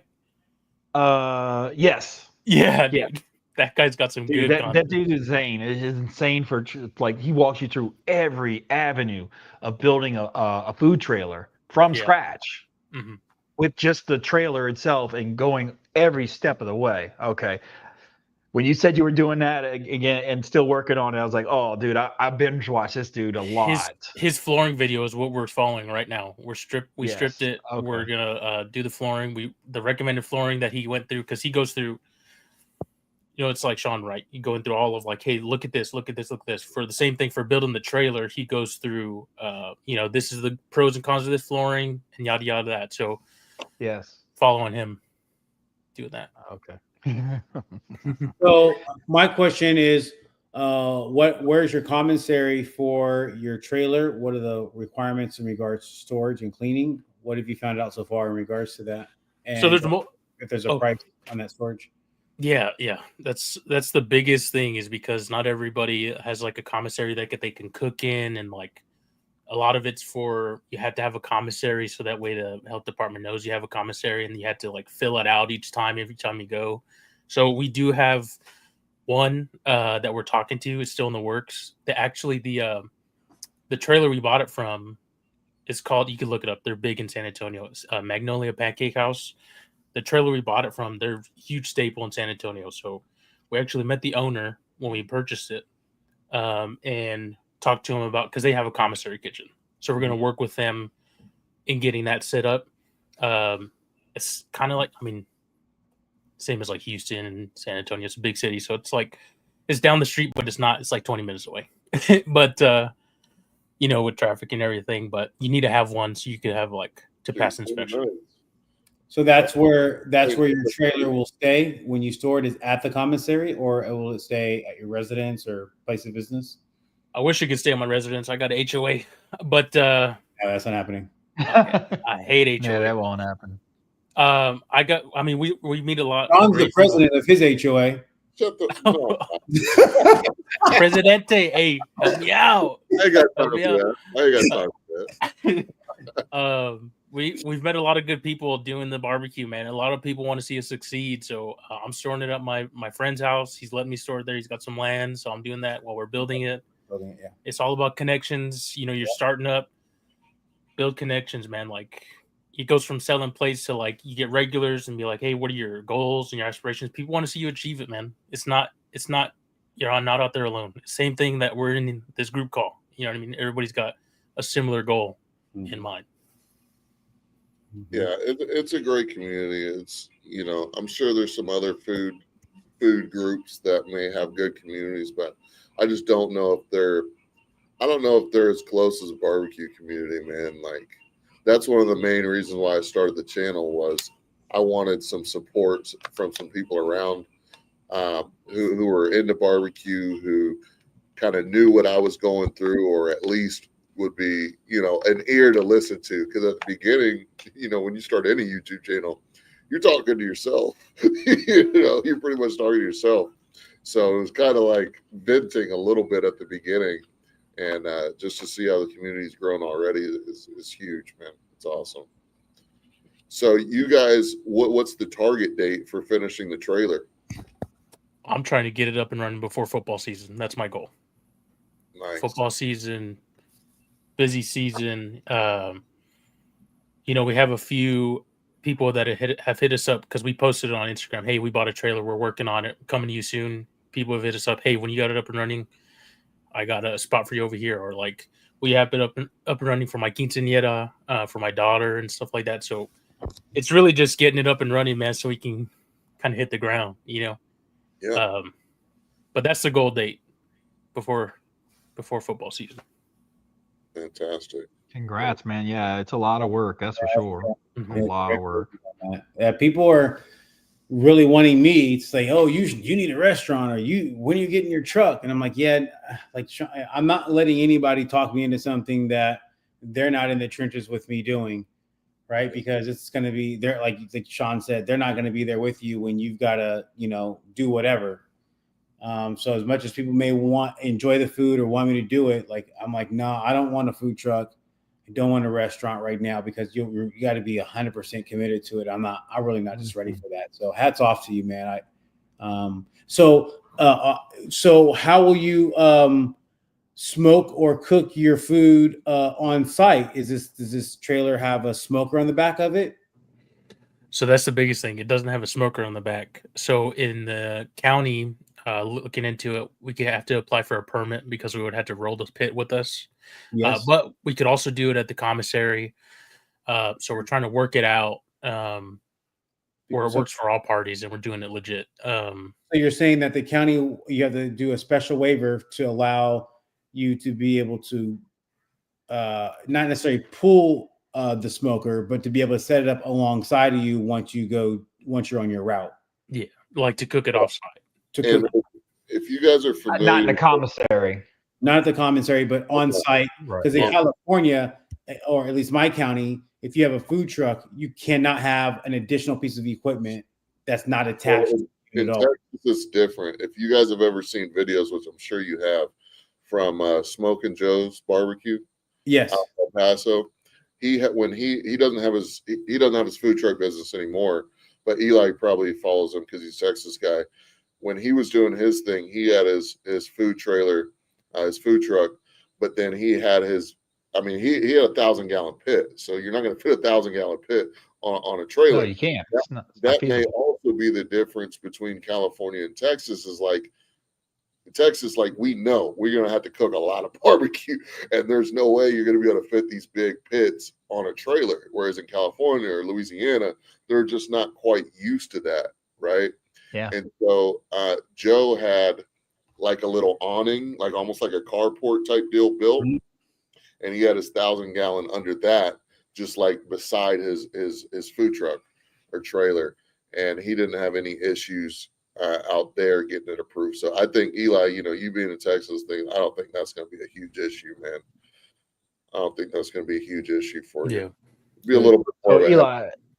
Yeah, Eli, that's what I was debating on. I was looking at food trailers versus if I want a smoker. I mean, I was looking at the trailers that had the porch on it, but those were more designed for like a square, maybe rotisserie. yeah. I mean, I didn't find one that I would be able to even put a 250 on. So I'm sure you weren't on the live earlier. I announced that I ordered my own 250 from PRM Barbecue. Nice. That's going to go. I have a 12, a flatbed double axle 12 plus 2 Dove trailer with a drop down gate in the back. That's just going to go on that. And I'm going to build a a roof over it, and as I've nice. learned recently, I'll have to have that screened in more than likely. Yeah. But that's just gonna have to come along with me, and ultimately, I'm gonna have to pull two things. I'm gonna have to pull a food trailer and a smoker Yeah. if I want to go to events, because I don't think I'll be able to fit. Like technically, they have guys here that will have that trailer because I've seen them. They'll put a 3 compartment sink on it with the tanks, the propane, the water Hand heater, wash. and a hand wash, Yeah. and a serving table, and they're good to go. hmm But I don't have the room on the current trailer with that. But I mean, I'm just gonna build its own apparatus for the smoker and do what I got to do. Yeah. Yeah. I got some comments I want to get into before we keep talking. Chinook Barbecue says, TJ, Greg, I talked to Sean earlier this week about doing rubs and spices. I got 5 different rubs I sent to Crooks Valley to get started. Once I got a test batch, would you guys be open to trying it? You can send it to me. I mean, Yeah, anything, of course. I'll try it out. There's nothing wrong with that. Yeah. I mean, so the thing for me though is I don't like pre-mixing. So I use the Meat Church ones. They're great. They are great. For pulled pork, I'd be a fan to try that. But like for the brisket, I still stick with salt, pepper, and seasoning salt. I like the way it is. I haven't had to make it zesty in my area currently. I know others do have more stuff to it, but I definitely, if you got something that's for pork, yeah, you can send it my way. I'll definitely try it out and give you my honest opinion on it. Yeah, if you got something for the brisket, I'll try it for sure. Yeah, again, same here. 16 mesh, salt. Yeah. My wife's always looking for different seasonings and stuff to use in the kitchen, so I know we'll be using it at home for sure, Tailgate 360 LLC says, "Yep, tailgating is the best time to start." You're talking about you getting started for football season, Eli. Sure. 2B Barbecue says certain cities have different rules. Absolutely. He also says, I know a guy that has a food trailer. He has a pit right next to his trailer. Yep. And then Truck with Alex is asking, is a 10 gauge steel smoker good for thickness? No. It's gonna be hard to So retain heat on it, I think. yeah, your standard is a 1/4 inch. Like that's the premium. 3/8 is really good still, but when you start getting into the gauges, it's too thin. Like when you get into, if it's not 3/8 or thicker, it's too thin. Yeah, and when you say it's too thin, you're saying that because it's not going to retain heat. Yeah, you're gonna lose a lot of efficiency from the fire because it's gonna dissipate through that thin metal and it won't go to the smoker. Right. Okay. Good to know, man. 2B Barbecue, is that who? Yeah, who was that? Oh, Trucking with Alex. Man, you need to just get with us. We'll get you squared away on what smoker to get, man. We'll get you squared away on that. So what else is going on, man? I know you guys are working on the trailer. How's life been aside from that, man? Have you guys been doing any caterings, any events right there? Or your main focus right now is just get this trailer done so we can get off the ground and run it. What's your kind of thoughts on that? What are you doing there? Yeah, so I mean, a little bit about me. I'm a father of 2 little girls, 5 and about to be 2. Okay, so it's real. You're already busy. It's real. My time is very accounted for, right? The good thing about barbecue, hey, my 5-year-old's bringing me wood. You know, we're sitting by the fire, and you know, it's a really like a nice time. But as of right now, every weekend I'm trying to just get the trailer worked on. I don't want to lose sight of it. I don't want to leave it in the back and just like, oh, well, maybe next season. You know what I mean? Let's get it done. So that's really what we're focusing on. But we did have like a July 4th come and pick up. You know, it was more of appreciation for everybody. We weren't selling or anything like that. Everybody that's really helped us out. Just wanted to give them like platters. We do like a tray. It's like a sampler, but it's like a pound of brisket, half a pound of smoked turkey, pound of pork ribs, and sausage. And it comes with 3 sides. So that's kind of like our sampler, I guess. Just kind of handing them out. Trying to make sure that we're honing in on the sides. You know, that we're comfortable with the meats and how we're doing that. The sides, they're delicious, and it's just like, but that's got to be your money makers. So you got to really like make sure that those are locked in. Yeah. Eli, You know, it has been a 7-month process for me. Yeah. Always changing stuff up, trying to get it just right, trying to figure out what people want to buy, what they don't want to buy. yeah, You know, you want to be creative. You see all these barbecue places like on Texas Monthly, yeah. all these creative sides and stuff. These You're like, platters "Oh, are crazy looking. yeah, and you're always like, man, maybe I should do this to my coleslaw, or maybe I should do this with my mac and cheese. You know what I mean? It's just They're like, like, where's the beans at? It's just they just want beans. They it's just want potato your salad. interest, That's bro. what the people want. That's what Yes. you got to give it to them. Yes. Yeah. I Yeah. said at the beginning of the live, man, we've gone now. We started serving 2 sides. When we first started, it was just coleslaw and beans. That was it. And then we started doing mac and cheese when we were doing pop-ups. And then we didn't really like the quality of what we were serving in the mac, just with the pop-up and stuff. Like, we didn't have a good system down. It just wasn't good quality. So we got rid of that. And we've gone to 3 sides and 4 sides of this, that, the other. Now I'm just doing mac and cheese, baked beans, and potato salad because I know we won't throw those in the trash. Yeah, exactly. I know people will buy them. Because you're like testing, you like, Yeah. this is great, you know, and then like I did some like roasted Brussels sprouts topped with like bacon and parmesan, and it's great. Not everybody likes Brussels sprouts, bro. Like Oh yeah. like It's like it's TJ. it's different. It's different. You know what I mean? So they're like, where are the green beans at, bro? I'll get you green beans. Yeah. A potato salad. I'll get you. So we're locked in on a potato salad, Mexican style street corn. So it's like an elote in a cup. Okay. We're in San He knows. Antonio. We're in San Antonio. It hits. It hits. Potato salad. You know, good on that. And then we got cheesy potatoes. Instead of, we were having the same problem in pop-ups. The noodles, I don't know what your problem you ran into. The noodles, if you don't get enough out, you know, if you cook them al dente, then they start getting a little, I don't like that. I don't like that little mushy quality, or, you know, you got to worry about that. So the potatoes really hold well. So we're doing cheesy potatoes topped with bacon, cream, little chive, like really nice. So And every week somebody requests something new, and you can't jump to it and be like, oh man, yeah, this customer last week wanted this side, so we're gonna do it this, because it's like, yeah, it doesn't work. Like, you can't please everybody with every Someone single. did the same thing to me. They're like, "Hey, when are you gonna start doing greens?" I'm like, I can't do greens just for just for one person. But when I was at the fair, I had But they want you to. yeah, right. But when I was at the fair, I had four order requests for a loaded mac and cheese. Yeah. So I literally took some brisket and threw it on the bottom of the plate and put some mac on top of it, and in the bowl, just kind of mixed it all together and served it up. And they were like, "This is great." Yeah. Yeah. Like when TJ and Greg came down here, we went to Truth Barbecue, and we were picking the side because we got like their Texas Trinity platter, and we were picking the sides.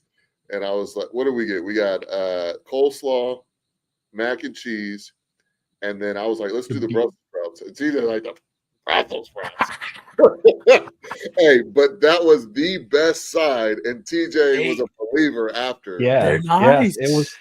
They were really, really, really good. Like, maybe even try some in my area, which were mediocre, not horrible, but they weren't Truth Barbecue Brussels sprouts, and it was the best side on the plate. Yeah, it was The fantastic. beans were all right. We got baked beans too. They were. It's hard to put a spin on baked beans. You better have good baked beans, but it's not gonna. It's a staple. It's required to have. but Yeah. it's not going to be everybody's coming for your baked beans. It's just Yeah. not going to happen. People You can come throw brisket in it, you can throw whatever you want in it. It's not going to make it this illustrious thing. right. Let me get to some of these comments, guys. Trucking with Alex says, all right, I'll come by next weekend. Talk about the smokers. Okay, good deal. Your average logical thinker said, that's right. Put them kids to work, Eli. That's right. You guys, Start them young. she's barbecuing, man. It's her namesake. It's Hope Smokes. It's named after her. You got to work on it. Absolutely. 2B Barbecue said, you have been consistent. Yes, sir. I try my best. Tailgate 360 LLC says, I have a catering for a wedding coming up, 150 people on pricing as I watch. They want pricing on serving as well. Yeah. If you're doing a big event, especially a wedding, man, number one, people are expecting to pay good money. Oh, I see that brisket. People are expecting to pay good money for a wedding. Like, as soon as I hear someone who wants to cater a wedding, my prices go up. Because people are expecting, with a wedding, they're expecting to pay higher prices, number one. Number two, you're going to have to staff it because typically it's a longer event and they want you to serve, right? So it's a lot that goes into a wedding typically. So you have to adjust your prices accordingly. You know, I can do drop-off caterings all the time. I love those. I can get you a good price if I'm just going to cook the food and drop it off, right? But Remember that guy who was? Did that guy ever follow up with you about the drop-off on that catering order that we talked about? No. Just Because wasting time. yeah, he wanted drop-off prices for me to go and serve, and I'm just not gonna do that. You know, it's not going to do it. Let's see. Give me a second. I got to wash my hands. I got to cut a brisket for a friend. 2B Barbecue says, do you guys cook your product or do you have a pit master that does? We are the pit masters. Yeah, no, I mean, at the beginning, there's very few places, unless you've already built your name up, you've already like done the legwork and probably have been the main pit master for years and years and years. And you've built your business up to a point where you can hire a dedicated pit master to be there for 12 hours cooking a brisket without you having to be there. Like that's obviously a great goal to get to, especially when you have a restaurant. But at the beginning, it's going to be you. You know, it's going to be you, man, in the pits, making sure everything's taken care of. And so, yeah, I mean, I'm pretty sure I can speak for everybody on the call right now. We're all the owners, pit masters, dishwashers, servers, butt boys, janitors, right? Like we're doing it all. I mean, you're starting up your business and you're going to be the one that's going to care the most. Other people are there for a check. It's hard to find those people that want to share your drive and want you to succeed so they can succeed through you. Where'd you get that from, Greg? Who'd you buy it from? Come on. Oh, that's crazy. Is that the carnivore black seasoning? Oh no! Don't tell me he used carnivore. No, I use that. Putting dirt on that. No, I did that for I think maybe 2 cooks. But the last we're messing with you, Greg. We're messing with you. But no, I'm being serious though. The last time I used it, it was a very bad experience because you really can't tell when you have the true bark that you're looking for because the black carnivore is just I overcooked. I had a really dry brisket and I just don't use it anymore. I don't need to. With meeting this guy that came over a couple of days ago. Now I'm doing a slow smoke, right? So now I start like a low temperature and build it up. I think it was like 200. I think I started at, or maybe 180. And then every 2 hours brought it up another 25 degrees. It worked and it's working great. Let's see that brisket again. Yep.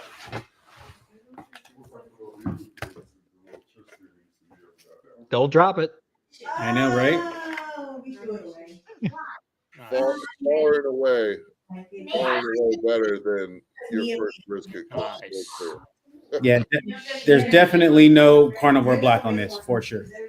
All of them came out the I same. told you not to buy that shit in the first place. I know you I did. didn't mean to react like that. I did. I know you did. It's my bad. Okay. Yeah. Got some yellow right in here, yeah? It's a little yellow. Yeah. That's Yeah. good. They all came out really good. Very happy. A little you got a little stringy bottom though, huh? I did notice that. So this was cooked on Friday. We started cooking Friday at 11 p.m. on Thursday night, and then we finished on Friday at I don't know, late Friday. That brisket's a little aged. We got Yeah, it's a little aged. It's been sitting in the warmer since then. Yeah, okay. but it's still great. I was about to get eaten right now. Oh,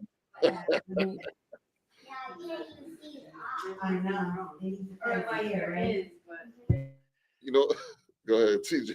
so you We never got- really elaborated on the. We saw it just from the picture, but what prompted you to get the second warmer? So you Like- bought a second one?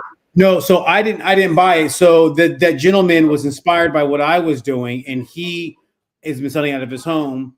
And once he seen that I had the warmer and I could cook during the day and hold, he went out and bought a warmer. But he bought the step up. His got to keep it down just a tad bit, you guys. His warmer is insulated, Ooh. so Okay. he can serve out of his and keep it. Once he opens it, or once it's unplugged, you're going down the road, it holds that temperature for up to a couple of hours. Yeah. So yeah, he has the insulated. Mine's not. Set him at 140. Don't have to worry about it at all. Yeah, the one I have is fully insulated. It wasn't that much more. It Mine's wasn't, and I should have got that. I just didn't know that they had an insulated version.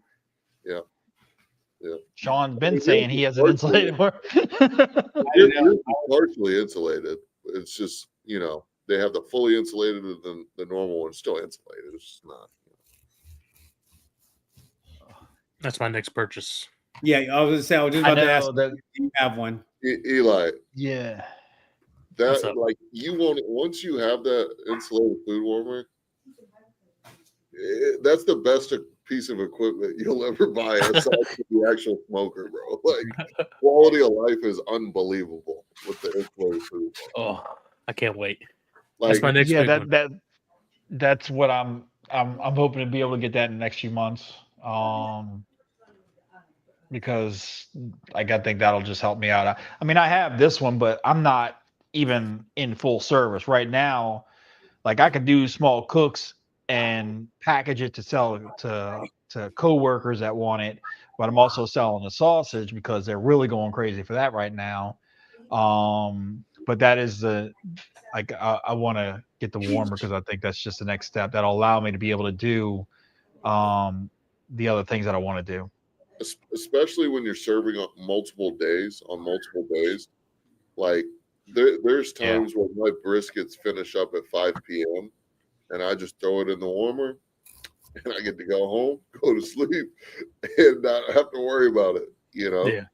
And it's just a beautiful thing because when I first started doing pop-ups, I was doing the whole cooler thing or using the Vivor warmer or whatever the case may be.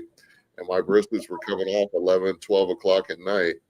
And I was getting up 5, 6 o'clock in the morning the next day. It was just not good. Yeah, That's where I'm not at right good. now. It's Let me rough. get it. It's rough. Let me get to some of these comments, guys. Sleaze TV says everyone is making requests on sides for my first pop-up. I want it to just be simple.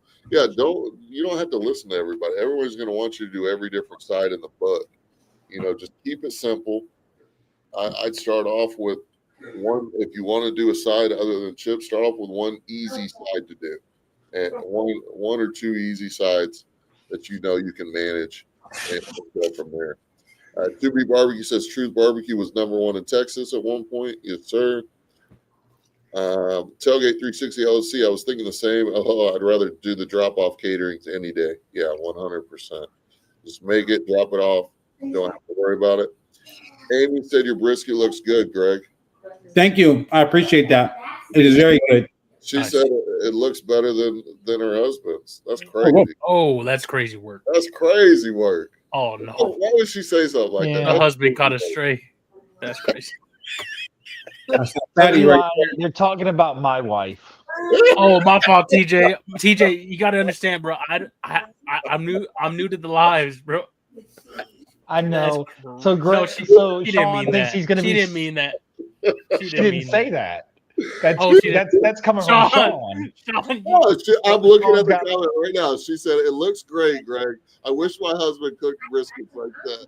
That's what it says. It's Right. in It the says looks comment. great, and that's it. oh, you see, I'm on a Zoom call eating brisket. You know I got a Ryan. Yeah. Lamont said. these comedy. I'm on a Zoom call eating brisket. Sorry. Hey, he didn't lie to him. He didn't lie to him. Anyway, yes, Greg. Oh my Jamie said the God. brisket looks good or great. Please TV said, "Where did you get your food warmer from? What do you guys recommend?" An So- insulated one. Yeah, definitely a fully insulated food warmer. But it depends on where you're at in the country. Like every part of the country has their own not food supply, but restaurant supply stores, Mhm. of various different names, and they'll sell all the restaurant equipment. They're going to have, here's a pro tip, they're going to have the most expensive equipment on the floor in the store. They have much cheaper options if you ask them for the full catalog, or you tell them, "Hey, look, I like that fully insulated food warmer you got over there, but that thing's $3,000. What do you have that's at an entry level price? What do you have that's cheaper than that?" That's Right. what I had to do. They had a bunch of real fancy food warmers there on the floor that were like $2 and $3 and $4,000, and I was like, "Yo, I'm not paying that. What do you have?" And I paid $1,200, bro. I'd have to look and see what brand mine is, but I paid $1,200 for fully insulated food warmer That's beautiful. under warranty. It's a 2-year warranty. I've had 0 issues with it, and I use mine. I'm open 3 days a week, but really it's being used for 4 days a week for 24 hours straight like it's on for 4 days straight, and I've never had any issues with it. Knock on wood.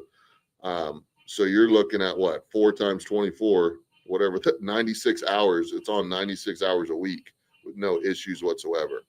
So that is actually a really good tip, is don't buy what's on the floor. Ask them what do they have, what other options they have at a cheaper price point. Yeah, that's a very good pro tip. So when we buy a food warmer, does it have to be, in yours probably is, but does it have to be NSF?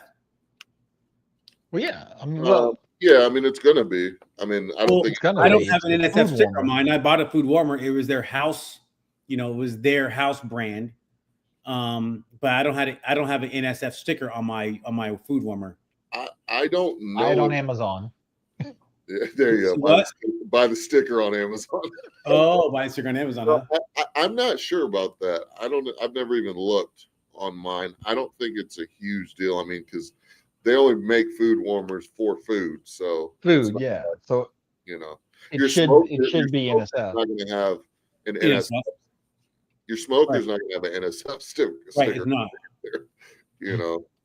I was wondering because they say don't buy anything that's not NSF if you really plan on getting serious. Like you have a commercial kitchen, right? So yeah. I mean, they mean like cutting boards and things like that too, because I mean, a food warmer obviously is for food, right. so it should already be that. And You would they think. might have kind of overlooked to not, but I mean, yeah, you would think.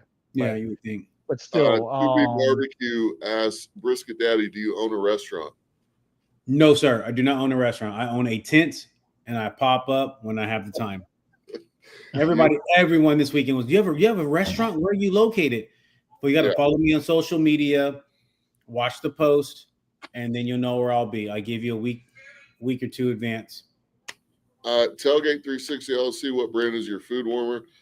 To be honest, I'm trying to remember the brand. Me too. If I can't remember it, then next time I'm at the restaurant, I will take a look at it. Just remind me. I think it's in your video. It's in your video when you talked about it anyway. Yeah, it is. Greg, let me ask you, on it. Yeah. since your food warmer is not insulated, how much heat does it put out when you're around it? Oh, No, there's not. I don't feel any heat coming out of it. It still has a seal on it. Yeah, it's just not as thick wall insulated as his is. Yeah. I mean, they're same brand. It's just his is just you can feel the insulation in there. Okay. almost like some kind of foam insulation, and then it has another little metal piece of metal on the other side. So I have a question about the food warmer though. Am I supposed to put water in that pan inside of the food warmer at the bottom? 100%. Otherwise, you'll destroy your heating element, and you're not going to get the humidity that you're looking for inside your food warmer. Okay, You'll dry it out. You'll dry it out. So I'm not. So do you turn on the humidity, or did you leave the humidity off? No, my humidity's cranked all the way up. I want it to be as humid and that warmer as possible, because I mean, you're putting fresh meats in there. It's either going to be dry heat like Arizona, or it's going to be nice, moist, humid like we got down here in Houston. You know what I mean? So you obviously you want that environment to be as humid and moist as possible. So you run your humidity at 10, and then you run your warmer at about 6, 7. Yeah, I mean every warmer might be slightly different. Yeah, slightly different. But there's another pro tip is you need to fire up your warmer. You need to turn your warmer on at least an hour before you're going to put any protein in it, because you got to let the temperature stabilize inside that food warmer, because you could turn it on right when you're going to throw your brisket in the warmer, leave sitting in cold air, and you can come back and that food warmer could be at 200 degrees because you have the dial up too high and you had no idea, because when you left it was only at 120 degrees. That's a good pro tip. It had finished warming up to 10. That's a great pro tip. And then I think CJ, you told me to even put a thermometer in there to make sure it's calibrated properly. If I know the exact. Well, I mean, you could put a wireless thermometer in there, just so you could even monitor it off offline. Yeah, and well, like you could. So what I've learned with the wireless ones, unless you have it, they're designed because a lot of them are designed to have ambient temperature while it's in the meat. And I put one in my smoker, and because it wasn't in meat, like when I was running that just as an ambient, yeah, it melted the thermometer because it's designed to be in meat. So you could put a wired one in there and it wouldn't matter. That would go wireless on the outside if you could run the wire through the door. If you were worried about being able to monitor the temperature remotely, you could, but if you got the food warmer dialed in, there's right, it's learning it. Well, I mean, this is also new for them. But think about this: if you don't have the humidity, you're turning it into a kiln. Like when they go to dry wood, they're putting it in a heater with a fan to dry the wood. So if you have no moisture in there, you're basically like drying out your meat. That's why the importance of the humidity, because you have the heat and humidity to keep it moist. Otherwise, you're going to do just like if you were drying wood in a kiln. It's a dry heat. Yo, that's exactly what happened when I went on television last week. I cooked a really well brisket and I put it in the warmer. The warmer was harder than it was supposed to be, and then there was no humidity. And I went to go cut that thing on live TV.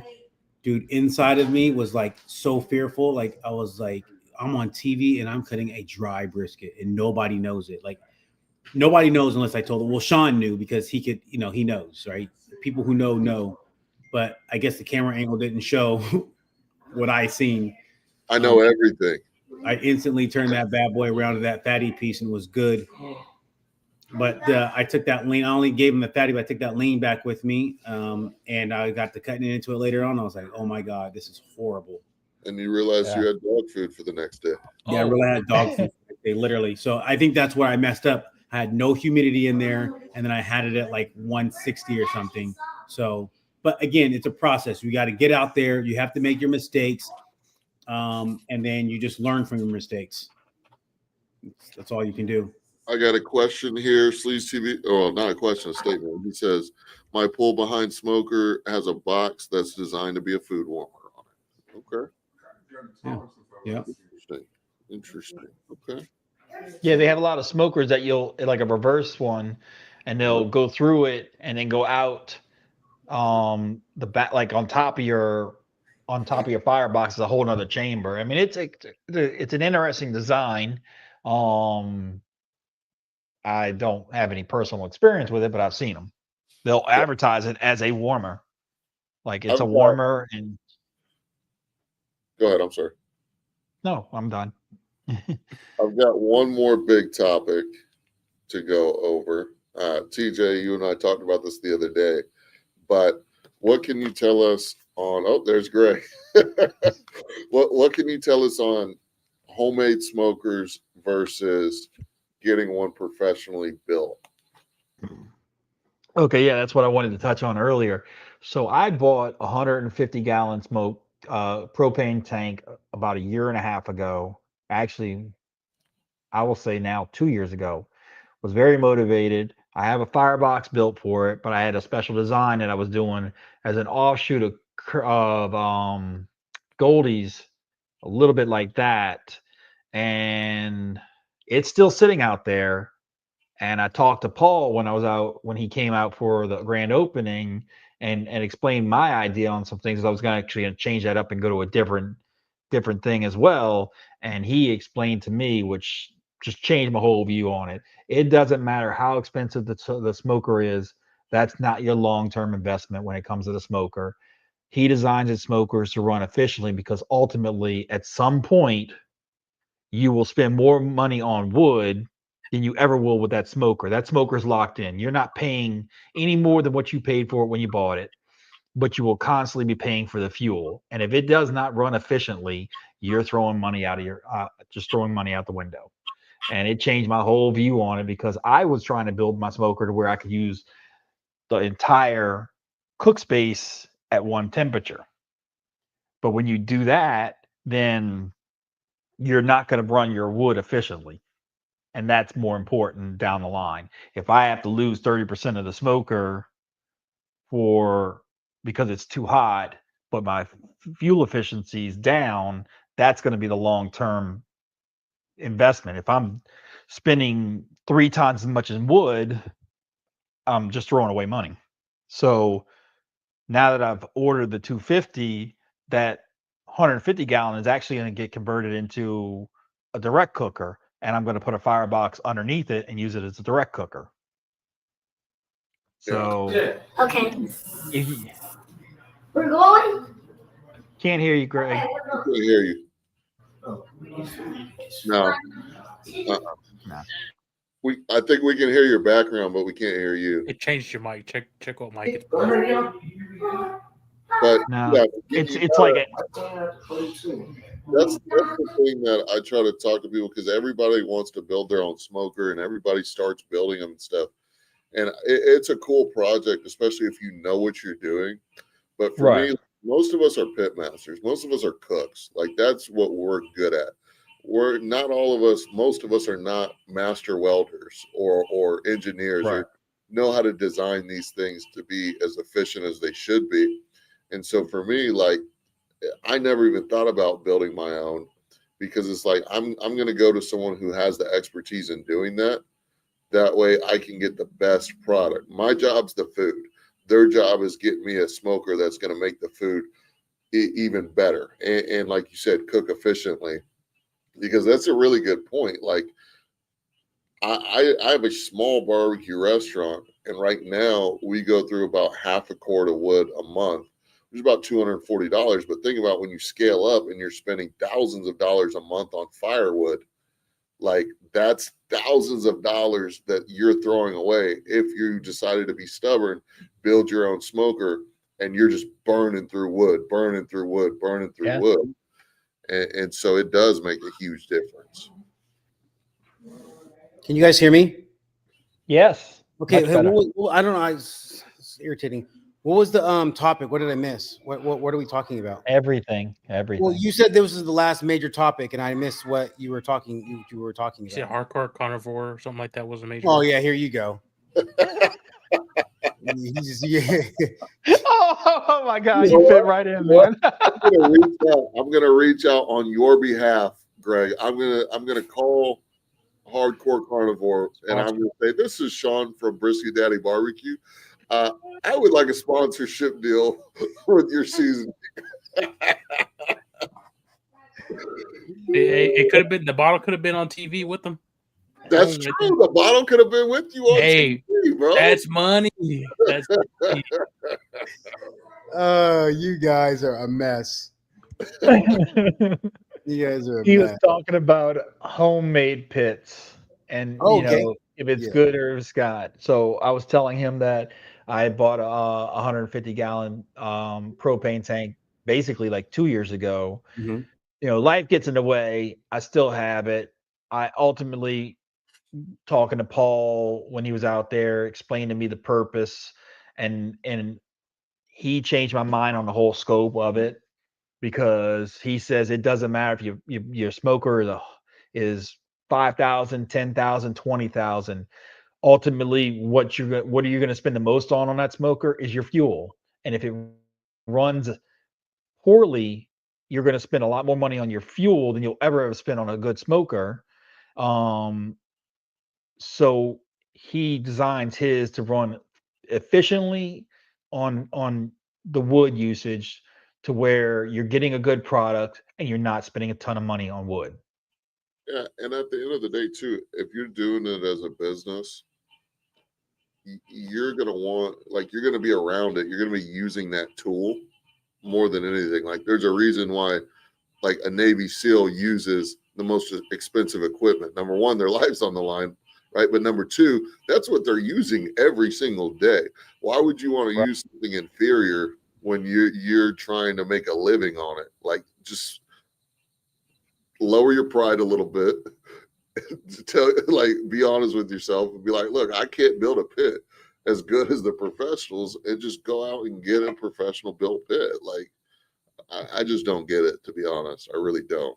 Yeah, my neighbor a couple months ago took a propane tank and welded it, and then he was going to build his own firebox with sheet metal or some heavy duty gauge metal. And then while I was talking to him in his garage, there was a safe sitting over in the corner. And I was like, that's a safe right there. You can use that safe as your firebox. So he literally welded the safe onto an old propane tank, and then he used it for a couple weeks, and then he gave it away. Gave it away right before I got started. I think he sold it in like November. And I was like, I went over there to go say, hey, I know you're not using it. Can I get that? And he said, oh man, I thought about you, but I gave it away. I thought about you, but I decided not to give it to you. Yeah, it was a really cool build. I got a couple comments here. Let's see. Chubby Barbecue says I have a reverse flow smoker. It smokes with me evenly. Amy said, but you were on TV, Greg, and congrats on the state fair. Uncle T's Barbecue says, well, what is considered efficient? He means basically, efficient is Sean's using how much a quarter of a cord or I'm using half a cord of wood a month. in a month. Yes. So my And wood, he's on a have you noticed a difference with the 250 versus the Pecos? Like that's your primary example right there. yeah. What is your wood usage in comparison? Because the Pecos is not an efficient smoker. So get this. The Pecos is a much smaller firebox. It's not insulated. Okay. And I am cooking a lot more proteins now on the PRM Barbecue Co. pit than I was on the Pecos, right? A lot more proteins. And I'm a lot busier, volume wise, money wise. Guess what? I'm buying the exact same amount of wood. I had a feeling you were going to say that. So Buying you the were exact same amount burning, of wood. yeah. So he was using half the product. He was cooking probably half the product and burning twice as much wood as he's now using double the product and using the same amount of wood on a 3 times bigger smoker that's properly built. Yep. Yep. The And Pecos was designed for a backyard smoker. You just were able to use it to start a business, but it's long term. It's like for mine, which is a step up from yours. I don't know how you put 5 or 6 briskets on that sucker. I'd burn it. Like I'm yeah, still not super proficient on the fire. I'm getting way better with it, but you have to move things around. You have to shield stuff, and I think I could only comfortably, stressfully fit 3 briskets on that thing. So great point. Let's talk about efficient. Number one, like we mentioned, the amount of firewood you have to use. Okay. Number two, how much are you fighting that fire to keep the smoker at temp? Is it getting too hot or it's not getting hot enough? Number three, how often are you having to go out and check that fire? Or is it so bad you have to babysit that fire all night long while you're cooking your briskets, right? Number three, what is it looking like on your proteins? You know, I thought I was cooking good brisket before. Now that I'm on the PRM pit, bro, my brisket's way better. But I'm thinking before, oh, my brisket's really, which it was good. But there is a noticeable difference with a much more efficient and better, well built pit. It just is. And I want to get to one of these comments because it goes along the same lines. Uncle T's asked another question. He says, I can't remember who it was, if it was Mad Scientist or Joe Kim, but they said you have to make sure your fire isn't too efficient and clean. I think that's not you, Uncle T, but I think that comment is complete bullshit, to be honest. Because the PRM pit, like I'm getting such a clean smoke and such a clean fire, and everything's just coming out way better. Better color, nothing burns up. I'm still getting that smoky flavor, but it's not smack you in the face smoke. It's not too much to where you're going to have customers. Yeah, because some people, you will have customers who think your barbecue's too smoky. People think more smoke the better. That's not always true. No. Like you're trying to balance the flavor of the meat, the saltiness, the fat content, the smoke. It's got to be a balance. Somebody can't just bite into your barbecue and just instantly taste a bunch of smoke. Like that's not good. So I don't. Not. Can you taste the difference between apple and cherry, oak and hickory? Is your palate well enough to? I can tell. You can tell. I might not be able to. I can't. If somebody cooks with pecan, I'm not going to taste the brisket and be like, "Oh yeah, you use pecan," but I can tell it's different than post oak. I could tell mesquite right away. I'll tell you that. Yeah, yes. Yeah, I know you talk with mosquito wood, bro. Because strong. Yeah, we talked about that earlier about that because someone asked what's a good wood to use, and I mean the answer was whatever's abundantly local to you, except for mesquite. Do not use mesquite. And keep in mind, Uncle T, keep in mind, I always say this. I say this on probably every live stream. There are YouTubers who do barbecue, and then there's barbecue guys who do YouTube. Listen to the barbecue guys who do YouTube. Like the guys who own the restaurants, they're not using mesquite, most of them. And if they are, they're supplementing. They might do a little bit of it at the end of the cook, at the beginning of the cook. But most of the time, like especially in Texas, they're using post oak, because it's a light, mild wood. It burns very clean, very efficient. Because, like you mentioned earlier, one of you guys mentioned earlier, different woods burn at different temperatures too. So, yeah, definitely. So the mesquite. When do we use mesquite, Eli? I like it on short cooks. On charcoal. Like, I'll do it if I'm doing hot and fast chicken or something like that. Like I think it's nice. I won't put too much of it. It burns hot. It burns fast. And a lot of people, I don't know. Sometimes they have like a react. Like you go to a place and you feel like, oh, I'm burping it up, and you kind of taste like dirty smoke or something like that. Oh, like I could tell. I get that reaction with mesquite, like myself. Yeah. Yeah. Go ahead. Go ahead, Greg. Oh yeah, I got caught up. Like I was telling you, I said it earlier. I got caught up using mesquite lump charcoal because I just knew that lump charcoal runs hotter than the regular coals, and that's what they had in the restaurant depot. But I didn't pay any attention to the whole mesquite. I was just really just using it to get my fire going, to get a good coal bed, and then I would just go Right. wood from. Is that fair? Or is that I wasn't. I mean, I always every now and then I'd always throw some of that in because I know that my temperature would, get back up. Right. Well, that you don't want to do. I mean, if you were using it at the time to start your stuff before stuff was in there, but it's still not good to use because you don't know what's gonna come into play or not on that. Okay. It's just a powerful, potent thing, and you're doing a long and slow. Hot and fast, it's fine because it's not going to take on a ton. You're going to taste it because it's so potent. But low and slow, you're overwhelming it. So hot and fast ribs, hot links. Yeah. Yeah. Okay. Yeah, but if you're doing like a blend, like, and that's the thing too, like everybody's in Central Texas using post oak and like salt and pepper base and stuff like that. So it's I mean, so in my opinion, it's okay to like experiment a little bit. You know what I mean? So if you knew that you did that and you didn't get that same effect, and you got a nice flavor, run with it. You know, if you're just like supplementing, like Sean said, like if you're just like using a little bit here and there, I don't see that's a big deal. But I definitely want to do a whole cook with it myself. Right. Facts. Facts. Great conversation. Great stream, Sean. Go ahead. We kind of cut you off. Do you remember your thought that you were gonna? Yeah, I do. So, kind of going back to efficient cooks, like Eli, I don't know if you've noticed this, Greg, TJ, whatever the case may be, but I can smell how my cook is going without even being in the room.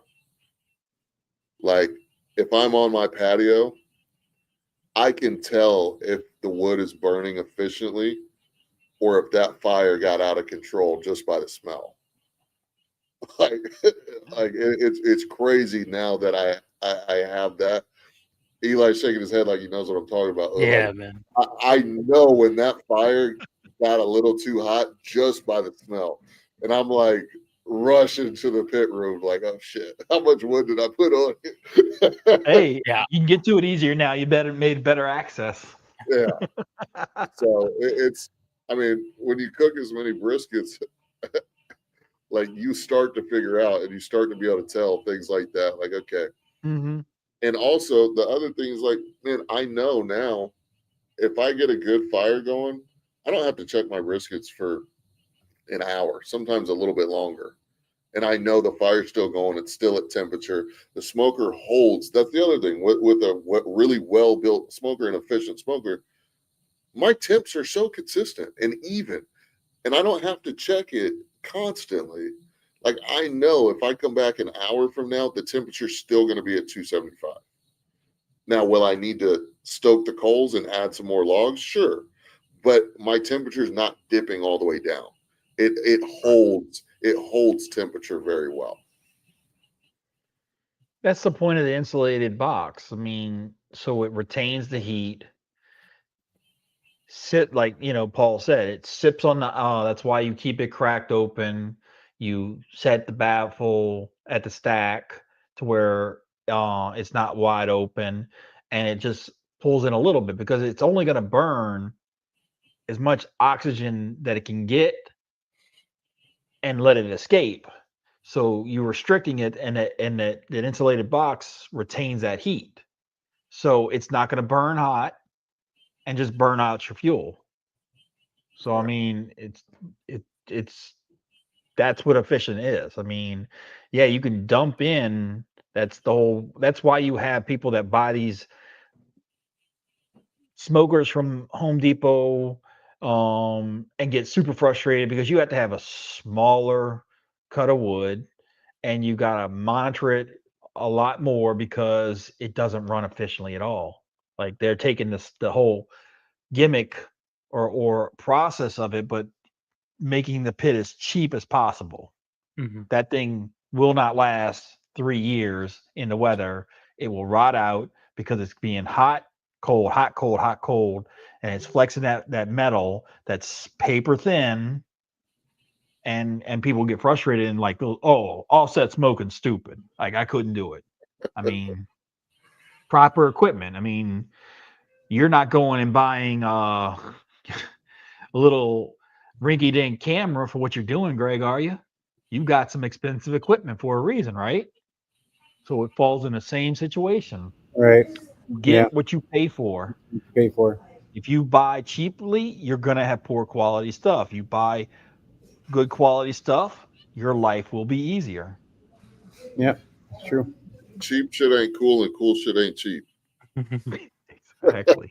That's true. Man, Eli, what do we got in the background here? What are those things called?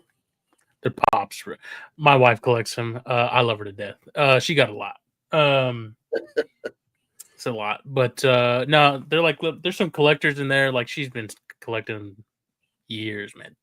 That man's lying. That's all his shit. No, I got some. I ain't gonna lie to you. I ain't gonna lie. Listen, this ain't gonna be. You ain't gonna catch me slipping. Okay, I got a few. Okay, but 95% ain't mine. That's I'm gonna make an educated guess and say you guys have more than what's in the camera frame right now. I don't like that you're airing out my. You know what? I don't like you. You're right. You're right. But everybody's got their thing, man. I like smokers. You know, I like brisket. Absolutely. But no, like to kick back what you were saying, like even the sound of the wood, like you're like, oh, I know that just caught. You know what I mean? Like, oh, I'm good. You know, or like you could smell it, and it's like, oh, I know where it's at. Like, or I got to check it. You know what I mean? But the insulated box makes a huge difference. And two, to kind of like say what you're to reinforce what you were saying is like you getting used to it and like, hey, I only had to check it 45, an hour. Your consistency is going to be, is going to be there, and that's the hardest thing. I can go get all my side ingredients and know what I'm getting. You know what I mean? But for the cook, you want it to be consistent, so that way everybody knows. Yep. 100%. Craig, how you doing over there? You getting tired, huh? You're muted. I'm muted because there's people. My friends came over to eat some food and stuff. Yeah, I'm starting to fade away. I guess I'm starting to feel it. I'm sitting down on the couch now. I'm feeling tired. Yeah, you ate brisket. You getting the itis. Yeah, I'm getting the itis. That's for sure. I had a little piece of fatty there. Yeah. But no, it's a really good conversation. It's a really great live stream. I like what 2B Barbecue said. He said, you have to learn your grill or pit. I know when I need to add a log. You know what it sounds like. Eli knows what it smells like. And TJ's still trying to figure it out. Hey, keep talking, man. Keep talking. Hey, what's going on in Keep this talking. chat? Oh, Greg's just be hating. That's all. When when he calls me to figure out what he's gonna do with all that trim that he just had. So yeah, I do. I know, right? I know. Declined. I got to actually process all that because a lot of it didn't get processed from the last 10 or so briskets didn't get. Hey, we didn't take care of that, so I got to do that. Make sure you get it done and you put it in the freezer if you're not going to use it because those trimmings will go bad very quickly. Very quickly. And if they start getting brown, don't even worry about it. Throw that shit in the trash. Okay. Because those trimmings will go bad quick. Okay. Great. Yeah, and I got so much tallow. It's not even funny. I could probably open a new business just selling tallow. I have so much now. I'm using your process. I cut it down. I put it in the pot. I don't even smoke it anymore in the smoker. Just put it in the pot. It did great. I got, so 4 or 5. Let me point out this to you. And Sean still he's got to man up and upgrade his proper equipment. Here we go. Right there. You don't need to take shots at me. Take shots at Greg. He's the one coming at you, dog. But I suggest grinding your decal fat because it'll make the cooking it down easier. Yeah. And faster, really. Yeah. Because you're breaking it down to where it can catch more. You're stirring it up. It's very true. Once you start processing the trimmings and making sausage, you already have the grinder out. Yeah. So maybe that's something Sean might think to try this week coming is to grind his you already have it out. Why mess with cutting it? As you're trimming it off, you can trim it to be able to fit in your grinder and just grind it down. I find it easier. You'll be proud of me, fellas. I did the stuff that did get processed. I put in the Ziploc bags and I they're flat, so it's going to defrost evenly. Yeah. But you got a niche with what you do. You already have a flat grill. Dude, you can take the trimming and grind it and just do smash burgers, smash brisket burgers. Okay. Like I'll have you to try have a that. niche for that. With the way your setup is, you already have the griddle, dude. You just pre-do them in 3-ounce things, But depending on how. I thought that if I did the brisket burgers, that would take away from like the brisket sandwiches. I mean, it's a thing. So Like- think about what you're doing is still more concession-like with the fairs and things like that. So Then it's you have to another have, like- option. Don't you have to have tomatoes and lettuce and condiments at that point too?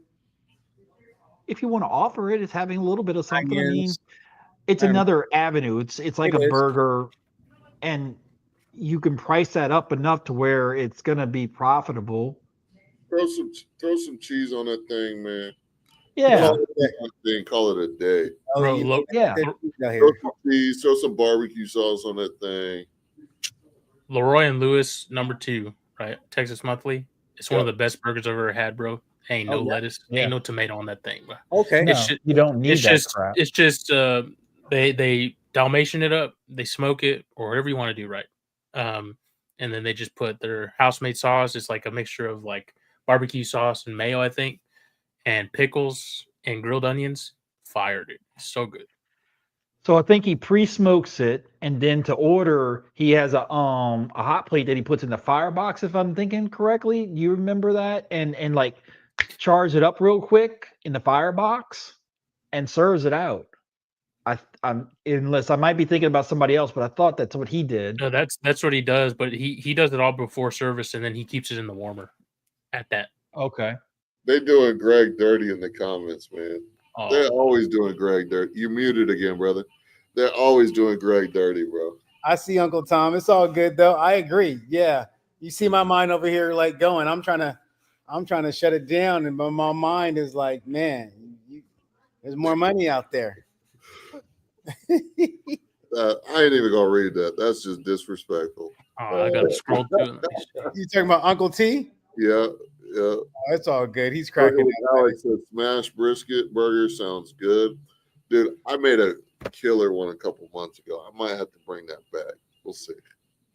Maybe on the weekdays. I mean, Maybe on the weekdays. the problem is that the smash burger is what's good about that is it's order to cook. I mean, like made per order, so it's something you're going to have to cook right there. So it's not that gets away a little bit from Mine what was a yours. smash burger.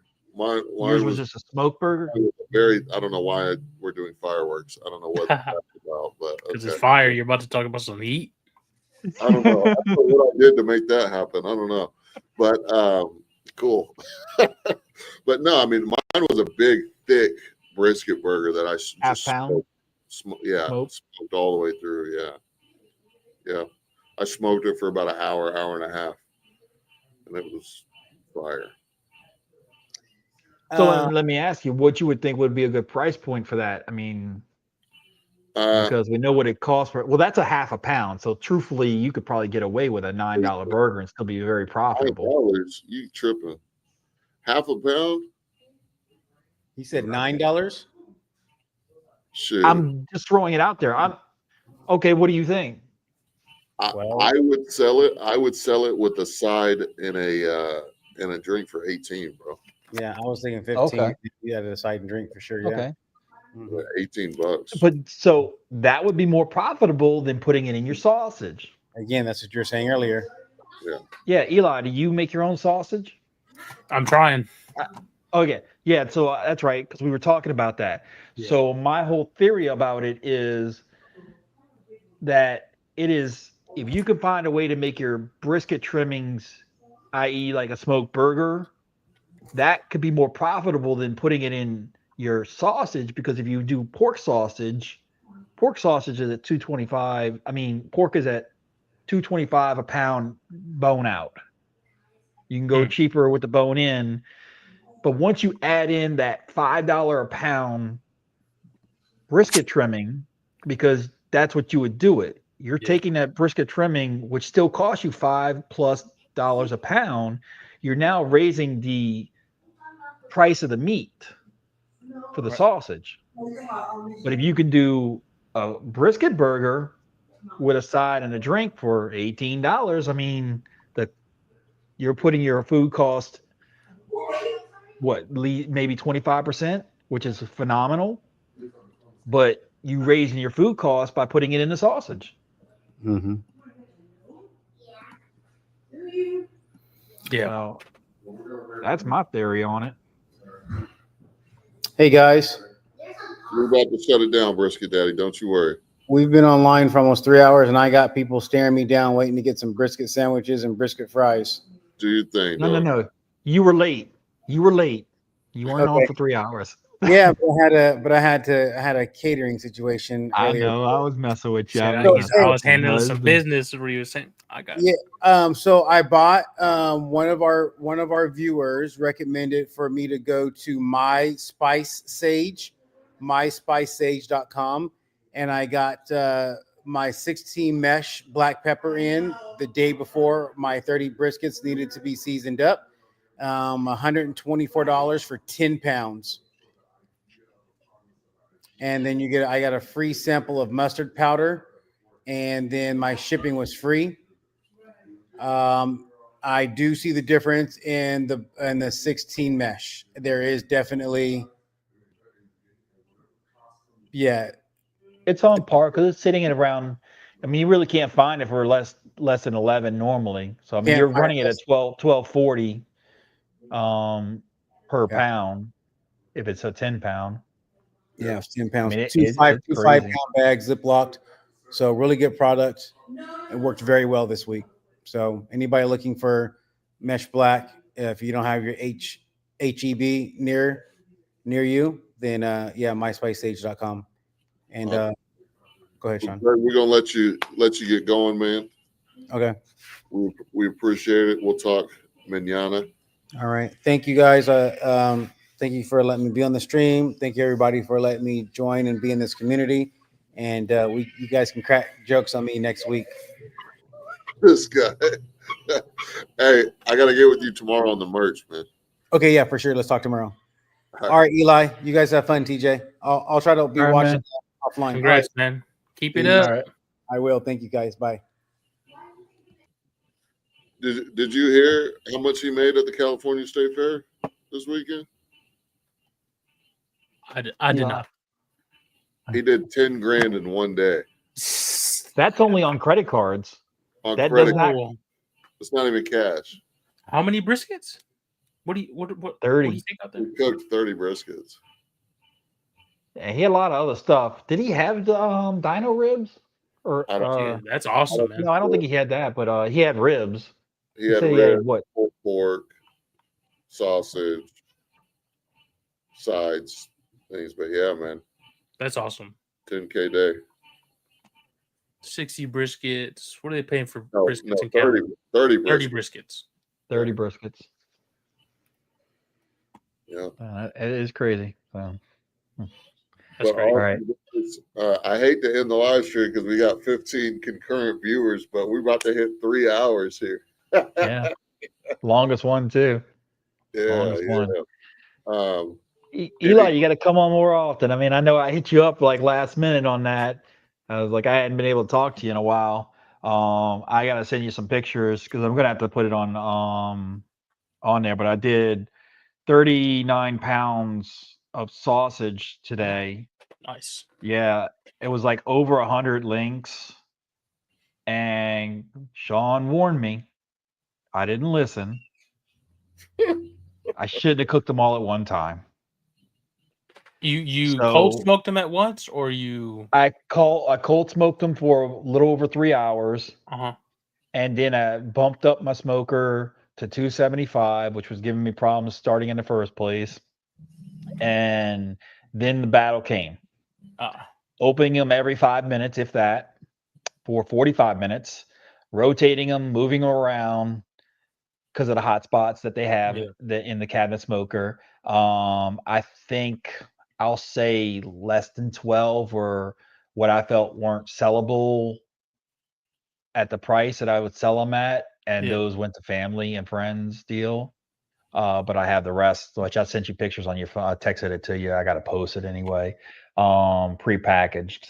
I have the Cajun Classic, the jalapeno cheddar, and Sean's chorizo pepper jack, which is Nice. by far the top one. That sounds nice. Nothing on the biscuits and what was it? It was like the grape. Sean, what was it? The brisket. Oh biscuit? no, he's talking about the pancake, blueberry Yeah. pancake sausage. Oh, Hey, the blueberry pancake sausage. that's what I'm waiting for it to drop, bro. That's what I need, bro. So Tell him how it was. It's still in the testing phase. It's still. You tried it? I did. Oh, The first batch was not it. hey, Usually, I'll be honest, Eli, most of the time I come up with this stuff and I make it and it's freaking fire right off the bat. This was not one of those songs. hey, man. Something's got to miss once in a while. You know what I'm saying? Yeah, this was a miss. I couldn't do it. It ended up tasting like a soggy pancake. a meaty, soggy pancake. You'll get it. You'll get it. Good. That'll be fun. I think I all jokes aside, I think that'll be good. When you Yeah. The get it. concept, but it's the execution that matters. Yeah. It was, still in the testing phase. Well, I mean, whenever you guys are doing this, man, if you guys are taking guests, I'm happy to be a part of it. I appreciate you guys letting me on. I'll keep you guys updated with the journey. I know it's, Sure. it's 8. I got an 8 to 5. I know it's a lot of common, like I do not common, too. but like 8 to 5. Everybody's like trying to see if they could do it. It's a lot, bro. It's a lot, but we enjoy it, so we keep coming back. So we like the punishment or something, bro. Absolutely. I mean, Eli, it's the environment. It's a fun process to do when it works out. It has its stresses, but Yeah, if you don't love it, you're not going to want to do it. That's for sure. for sure. And we we're do this live every Sunday. every Sunday, 7 p.m. Central Standard Time. We are live. I got a very funny comment. That's what I was laughing about, Eli. Not I wasn't laughing at you. I was laughing at this comment that came in. I don't know if they're trolling or what, but said, "Good evening, everyone. Salute to my fellow military veterans. I had a brisket sandwich from Buc-ee's for the very first time, and it was delicious. I'm hooked." I think this person's been on before. That's funny. Correctional Everybody's got the officer entry for- with Busey's, bro. Busey's, Buc-ee's, whatever you want to call it. Yeah, that's funny. Brisket on the board. Hey, bro. It is what it is. It is what it is. All right, guys. Well, Oh yeah, that's crazy. I appreciate everybody who tuned into the stream. There may be some videos coming out this week. If not, I will see y'all next Sunday. Peace. Yes.